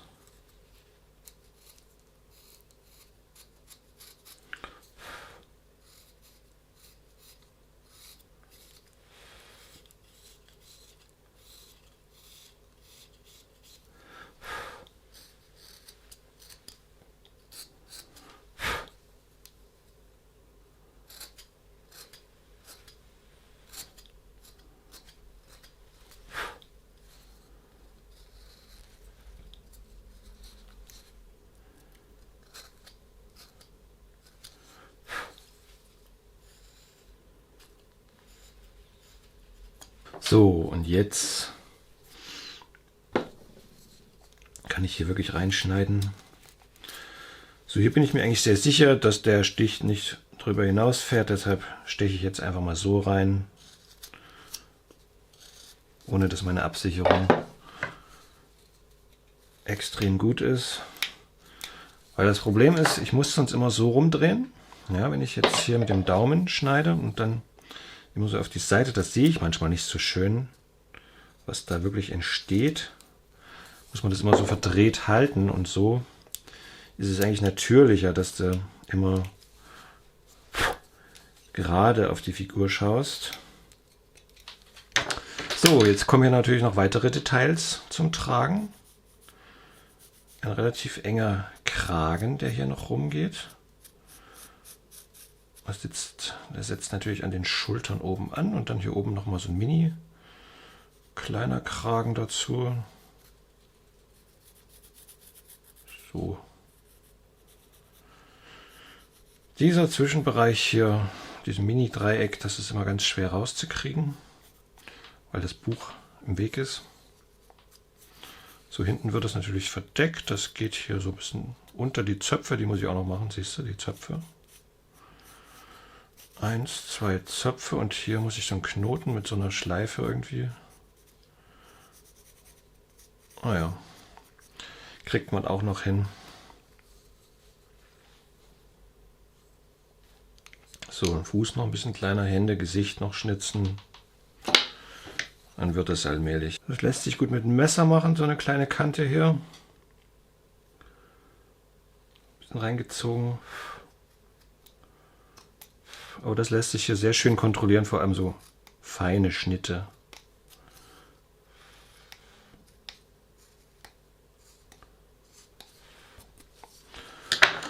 So. Hinten wieder eine Falte um den Ellenbogen.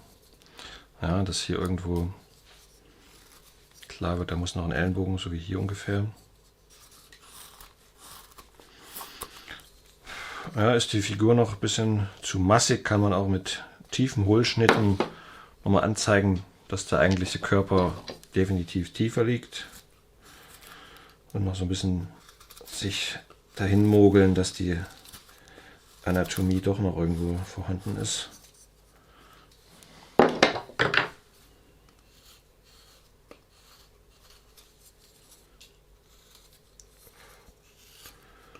Zum Beispiel keine Lust mehr hat, das jetzt alles noch wegzuschneiden, wenn es zu dick ist, ne? Dann kann man mit einer gekonnten Falte mal dem ein Ende setzen.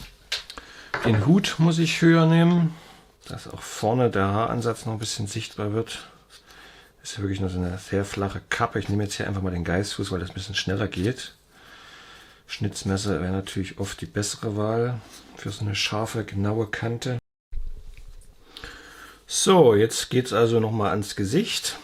Ich tue, wie gesagt, dieses Profil hier nochmal nacharbeiten. Da muss ich eigentlich gar nicht so viel machen, weil das bei diesem Kind natürlich sehr sanft ist. Zum Beispiel der Absatz der Nase. Da muss nicht so viel weg hier. Ich mache da erstmal so einen Hohlschnitt. Idealerweise sollte man den Übergang natürlich auch mit so einer leichten Rundung lassen. Aber manchmal ist das eben nicht darzustellen. Ja? Gerade in der Größe, da fängt es jetzt schon an hier. Da kann ich jetzt alles geben, was ich sozusagen an Fähigkeiten habe, weil das Holz ist natürlich sehr zart, linde hier, und da wünschte man sich jetzt ein bisschen was Härteres, haben wir aber nicht. So, wie mache ich das Auge? Daher das angemalt wird, wäre mein Vorschlag, das flächig zu machen und ja, so als eher wie eine Leinwand fürs Anmalen. Ja, da schneide ich dann einfach wie so eine Fläche runter mit einem geraden Eisen, mit einem Schnitzmesser oder so, und hier an der Seite nehme ich natürlich was weg.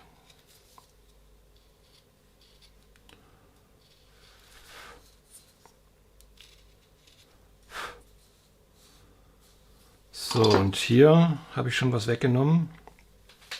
Ich kann es noch mal kurz zeigen. Also zwischen Kinn und Backe sozusagen. Schneide ich hier einmal so runter.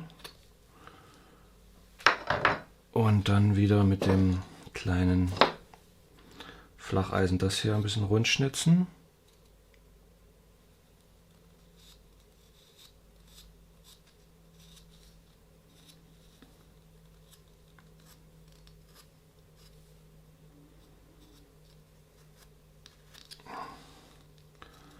Ja, meine Hoffnung ist dadurch ein bisschen die Backe abzuheben. Aber das lässt sich natürlich nur bedingt darstellen. So, jetzt ist mir mein Holz schon fast wieder zu weich. Dann müssen wir es mal ein bisschen scharf stechen.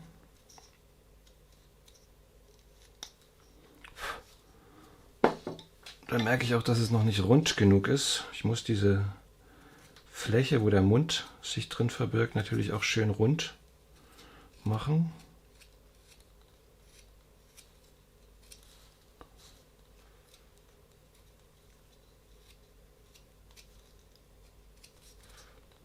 Ja, das Kinn kann so ein bisschen flüchten. Dadurch sieht man auch noch so ein bisschen das Kindliche. Der Mund sollte geöffnet sein in meinem Fall. Dadurch bringe ich Staunen oder halt ein Singen zum Ausdruck, je nachdem, was man da rein interpretieren möchte. Mache ich es ein bisschen runder. Ich darf ruhig ein bisschen singen oder mitsingen. Mitsummen. So. Es ist schon fast gut. Es ist eigentlich immer erstaunlich, dass da gar nicht viel weg muss. So, und hier schneide ich jetzt einmal runter.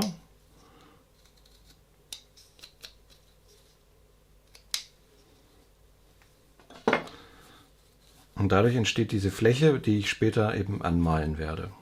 Hier das Flacheisen. Weil ich komme hier mit dem Schnitzmesser nicht hoch, deshalb brauche ich hier irgendwie mal ein Eisen, um das mal ein bisschen grob rauszustechen.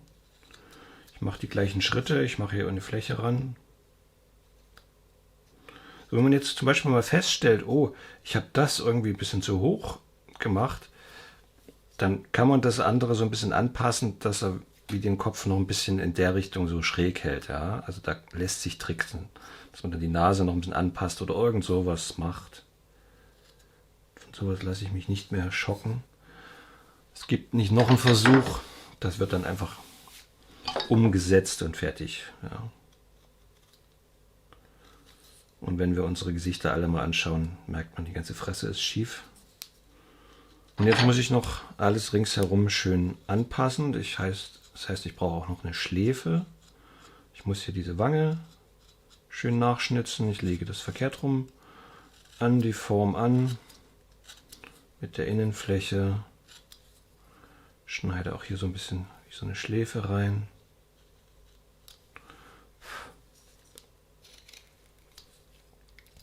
Mit dem kleinen Flacheisen. So, und oben merkt man ja, da fehlt noch irgendwie was. Ja. Das muss ich mit so einem kleinen bogenförmigen Schnitt umranden, hier oben das Auge. Dass ich einfach hier nochmal so ein bisschen rüberfahre. Und damit gebe ich so einen Eindruck einer Augenbraue, die halt oberhalb dieses Auges verläuft.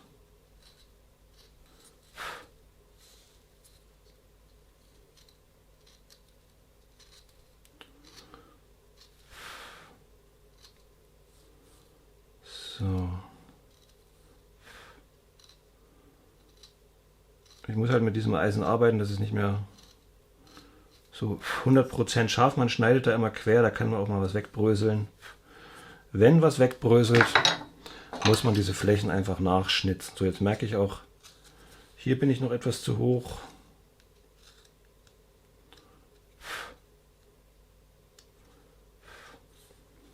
Ja, wenn was wegbröselt, muss man halt nochmal alles überarbeiten. Dann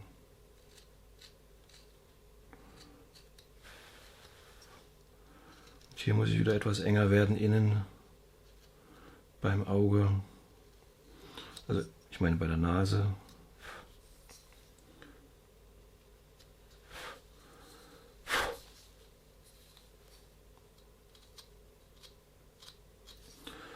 So ganz einfach ist es nicht. Beim Anmalen siehst du jeden falschen Winkel. Wenn die Augen unterschiedliche Winkel haben, das siehst du dann beim Anmalen. Fällt auf, springt heraus. Das ist immer doof, deshalb muss man sich da Mühe geben, das so gleichmäßig wie möglich zu schnitzen.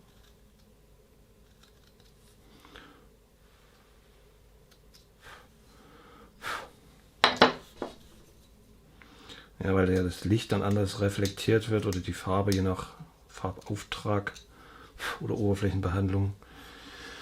Kann natürlich durch die Reflexion die Neigung der Fläche viel deutlicher ins Auge fallen, wohingegen wir jetzt eine sehr homogen geschlossene Farbe durch das Holz und die Oberfläche sehen. Da ist das für das Gehirn alles wie so ein Brei. Die Farbe trennt ja auch die Flächen voneinander. So, jetzt muss ich mal ein bisschen das Eisen falsch greifen oder ich drehe es halt rum.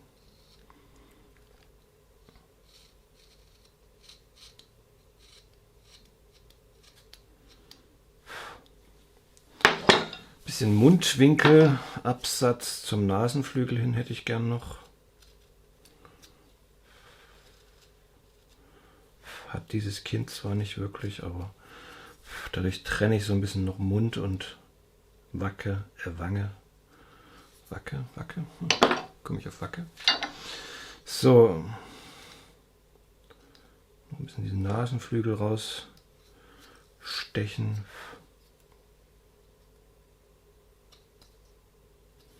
Irgendwo muss man dann auch sagen, jetzt komme ich hier nicht weiter. Na, das ist halt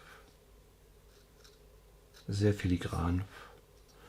Filigrane Arbeiten. Kleine Hohlkehle beim Übergang zum Kinnende, zum Vorsprung. So, das so ein bisschen, dass dennoch Hohlungen und Übergänge sind, ja, und das schnitze ich halt, versuche ich dann noch mal ein bisschen glatt zu schnitzen, diese Übergänge.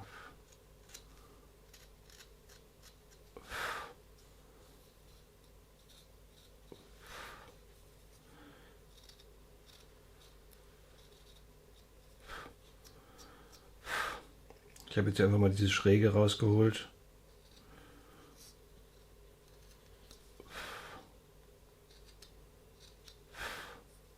Es lässt sich in diesem Fall irgendwie etwas flexibler führen und flexibler, multiflexibel ansetzen als dieses Schnitzmesser irgendwie gerade.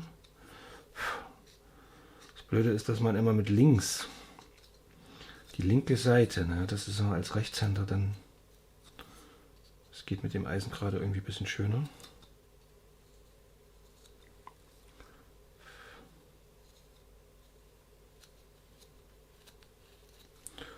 So.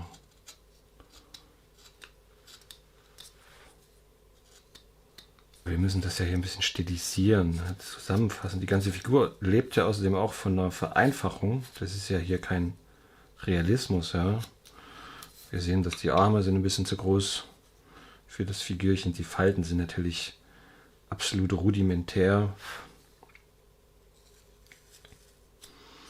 Da geht ja noch viel mehr.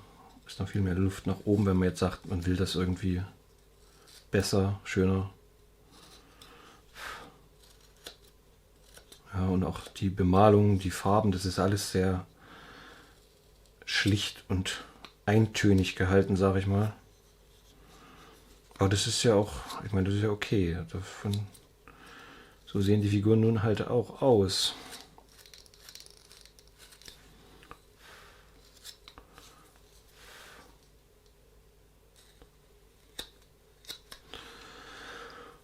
So.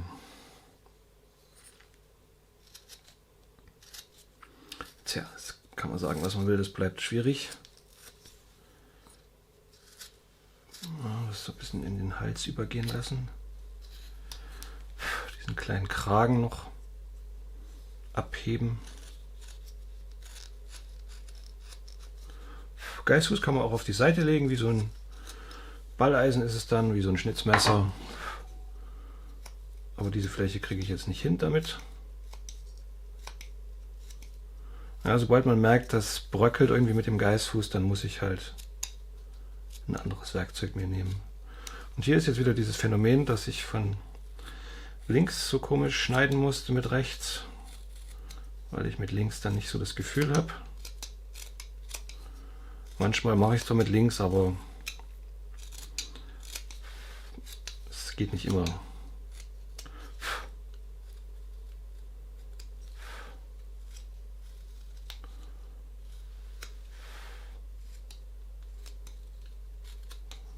So.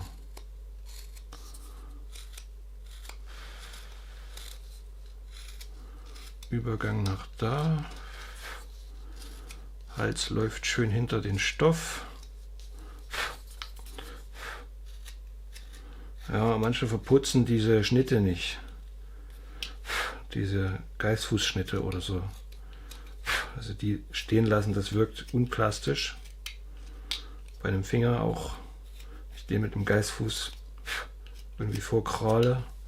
Ein bisschen reinkratze. Das wird nichts.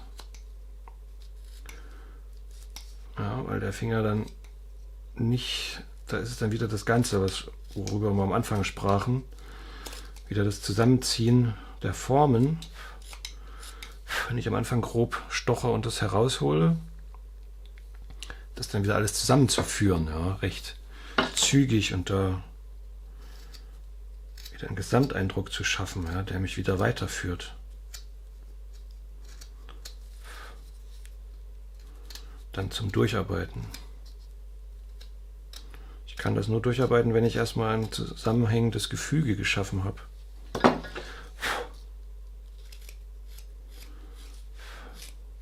Was sich eben aus Flächen und ja, ganz einfachen Schnitten oder Hohlschnitten ergibt, die aber miteinander korrespondieren. Ja, und so wenn ich halt beim Finger so eine Hand mit einem Geißfuß da reinschneide, dann kann es isoliert wirken, dass es wie nicht dazugehörig wirkt, ja, wenn ich das nicht verarbeite. Außer ich will das, wenn man den Schnittstil jetzt hat, ne, dieses unfertige, man kann ja auch zurechtgehauene Figuren, also die beim Anlegen so ein bisschen rausgehauen sind, zugehauen sind, sage ich mal, die in Teilen so lassen, ja, weil das oftmals auch sehr dynamisch, sehr schnittig wirkt. Ich laber schon wieder. Habe ich alles schon in den Videos erzählt. So.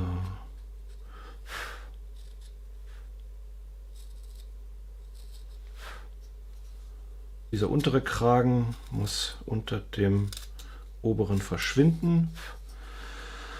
So, jetzt muss ich noch die Haare ein bisschen strukturieren. Hier sind noch so kleine Schnittkanten auch sichtbar.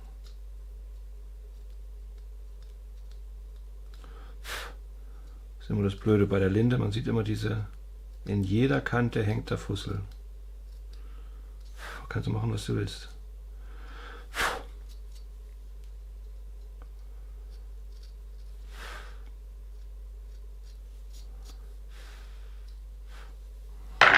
So.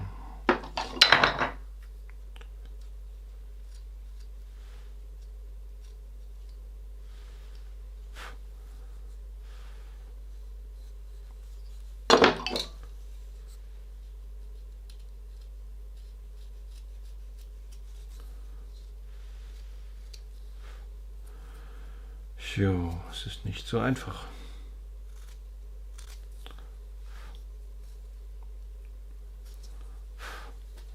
Mund. Vielleicht muss ich den Mund doch noch mal reinstechen. Ja, dass ich hier noch mal bisschen genauer steche. Den oberen und unteren Punkt. Ja, das gefällt mir schon besser. Das sieht exakt aus. So, und hier muss ich auch mal richtig ran. Dem Schnitt. Dass man doch noch ein bisschen Lippe sieht, weil ich habe keine Chance am Malen der Lippen vorbeizukommen. Da muss ich auch irgendwo ein bisschen Lippe vielleicht noch erkennen lassen. So, ich habe jetzt also hier probiert. Ich schneide es so mit dem Hohlbohrer hier hoch. Erst einmal habe ich in die Richtung gemacht. Parallele Schnitte. Und dann kreuze ich diese Linien einfach. Das Problem ist, wenn man die Kanten aber hier nicht verbricht, dann sieht das zu harsch aus. Dann ist das irgendwie... sieht man, dass das so noch nicht ganz fertig ist. Also muss man diese kleinen Schnittkanten auch noch verbrechen, aber das geht schwierig, weil bei diesem Zopf wechselt ja andauernd die Faserrichtung. Das merke ich ja jetzt hier schon. Ein kleiner Schnitt, ich kann nur nach oben und von da ab muss ich schon wieder nach unten, dass ich überhaupt da rumkomme.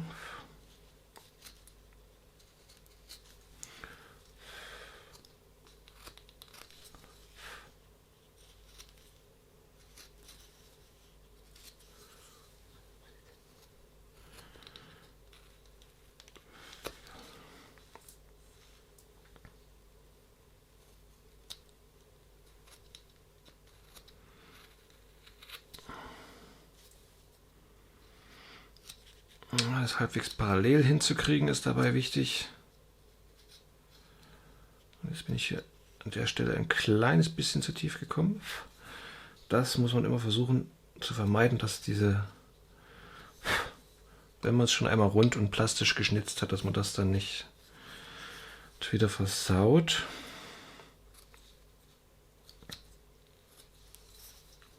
Oder auch nichts abspaltet. Hier hinten ist es jetzt sehr dünn. So, und jetzt kreuze ich das hier einfach. Dadurch entsteht wie dieses geflochtene, so eine angedeutete geflochtene Struktur. Ja.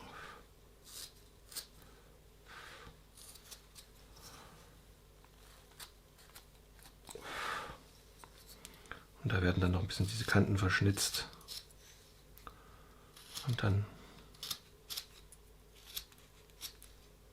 hat man es.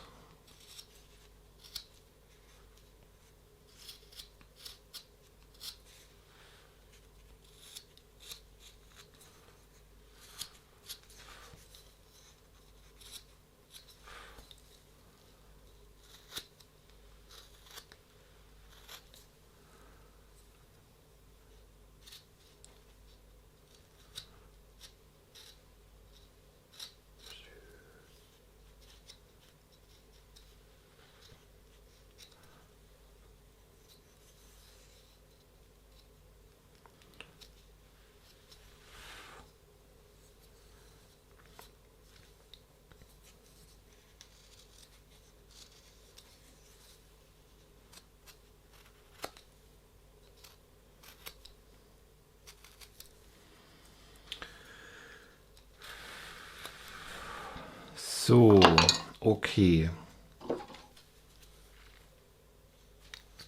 Ja, jetzt habe ich so ein bisschen diese Schuppenstruktur geschnitzt. Man sieht, dass es noch grob vorgearbeitet ist. Und dann gehe ich hier mit dem kleinen schrägen Balleisen noch mal so ein bisschen. Ich muss das aber in Faserrichtung wiederum machen. Über die Kanten.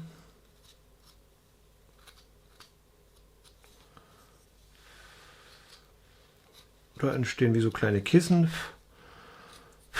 Insbesondere da, wo natürlich Fusseln hängen, kann ich damit noch mal ein bisschen sauber schneiden und wo es halt direkt ins Auge fällt und so.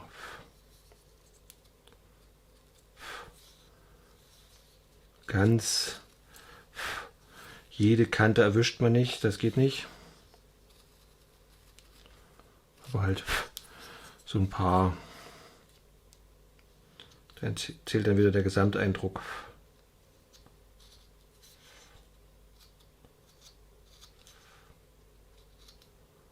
Wenn einem das nicht gefällt, kann man natürlich auch einfach Strähnen schnitzen oder Zöpfe auch weglassen. Ich schnitze nur Zöpfe, weil das so mein Auftrag war hier.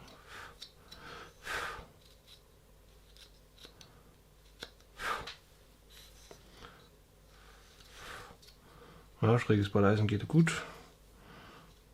Bin ich sehr flexibel mit unterwegs.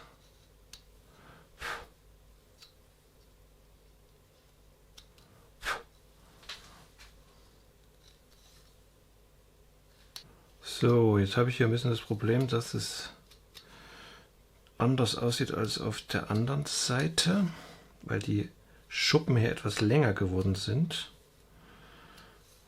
Muss ich versuchen, hier noch ein bisschen die besser auszuarbeiten,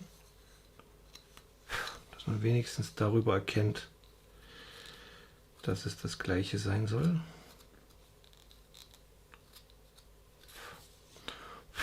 Das sind dann Probleme, die nur kommen, wenn man sich auf Details einlässt. Oder auf solche Details. Haare sollte man natürlich immer so gut es geht stilisieren, zusammenfassen, alles in einem.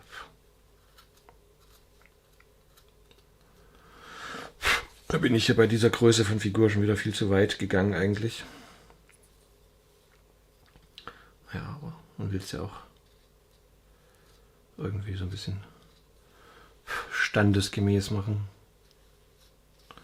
Okay, dann putze ich noch mein Gesicht ein bisschen glatt und dann kann ich später noch ein bisschen rumputzen hier, was mir nicht gefällt. Aber das Video können wir erstmal so beenden. Ja, hier diese glatten, die Backen, die ziehe ich glatt.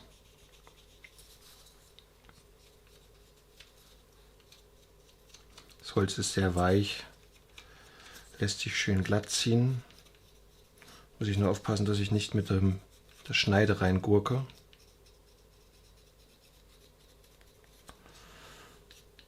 Dann kriege ich in sehr kurzer Zeit schnell einen Eindruck, dass das Gesicht einem Kind gehört und nicht irgendwie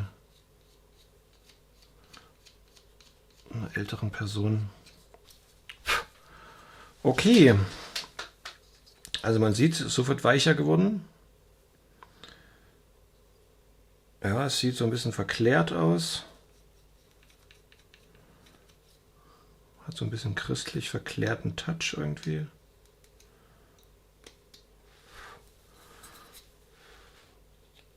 Ich denke, das wird ganz gut ankommen.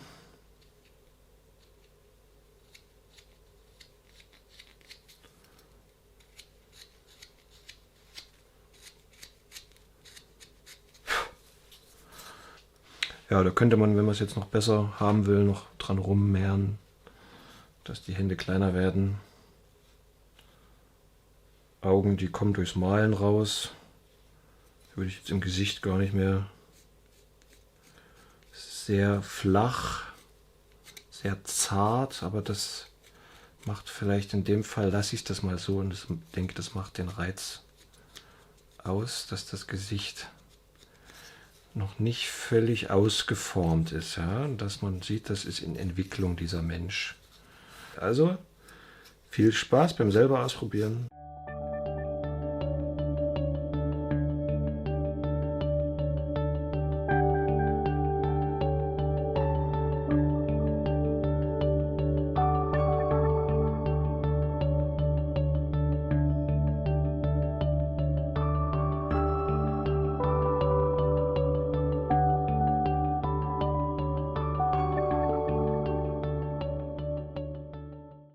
Ja, herzlichen Dank, dass du mit dabei warst. Teile das gerne mit anderen. Es freut mich, wenn du den Kanal abonnierst und hier wieder einschaltest. Es geht so rund um das Schnitzen. Dazu möchte ich weitere Videos veröffentlichen. Ich habe auch noch so ein paar andere Projekte, die eher so im Bereich der Anfänger vielleicht verortet sind, was man dann auch anwenden kann, wenn man da in das Thema einsteigen will. Manche Videos sind ein bisschen kompliziert von mir, ich weiß. die vielleicht zu anspruchsvoll sind, wo mir dann Leute sagen, ja, das ist ein bisschen zu schwierig. Also ich denke, es gibt aber auch einige Videos, die eben für Anfänger geeignet sind. Such dir das gerne raus, versuch dann diese Videos auch nachzuahmen, das anzuwenden, wenn du da weiterkommen willst. Ansonsten freue ich mich, wenn du mir auch was in Auftrag gibst, wo du vielleicht sagst, da komme ich gar nicht weiter und das will ich aber unbedingt irgendwie vollendet haben oder ich brauche da mal eine schöne Schnitzarbeit, dann melde dich auch gerne bei mir. Dann kann ich dir auch sowas schnitzen.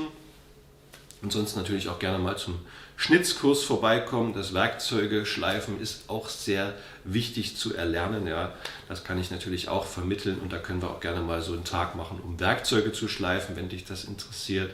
Dann bestell auch gerne so einen Kurs vielleicht fürs nächste Jahr oder so oder verschenk das zu Weihnachten. Dann freue ich mich. Bis zum nächsten Mal. Alles Gute, euer Simeon.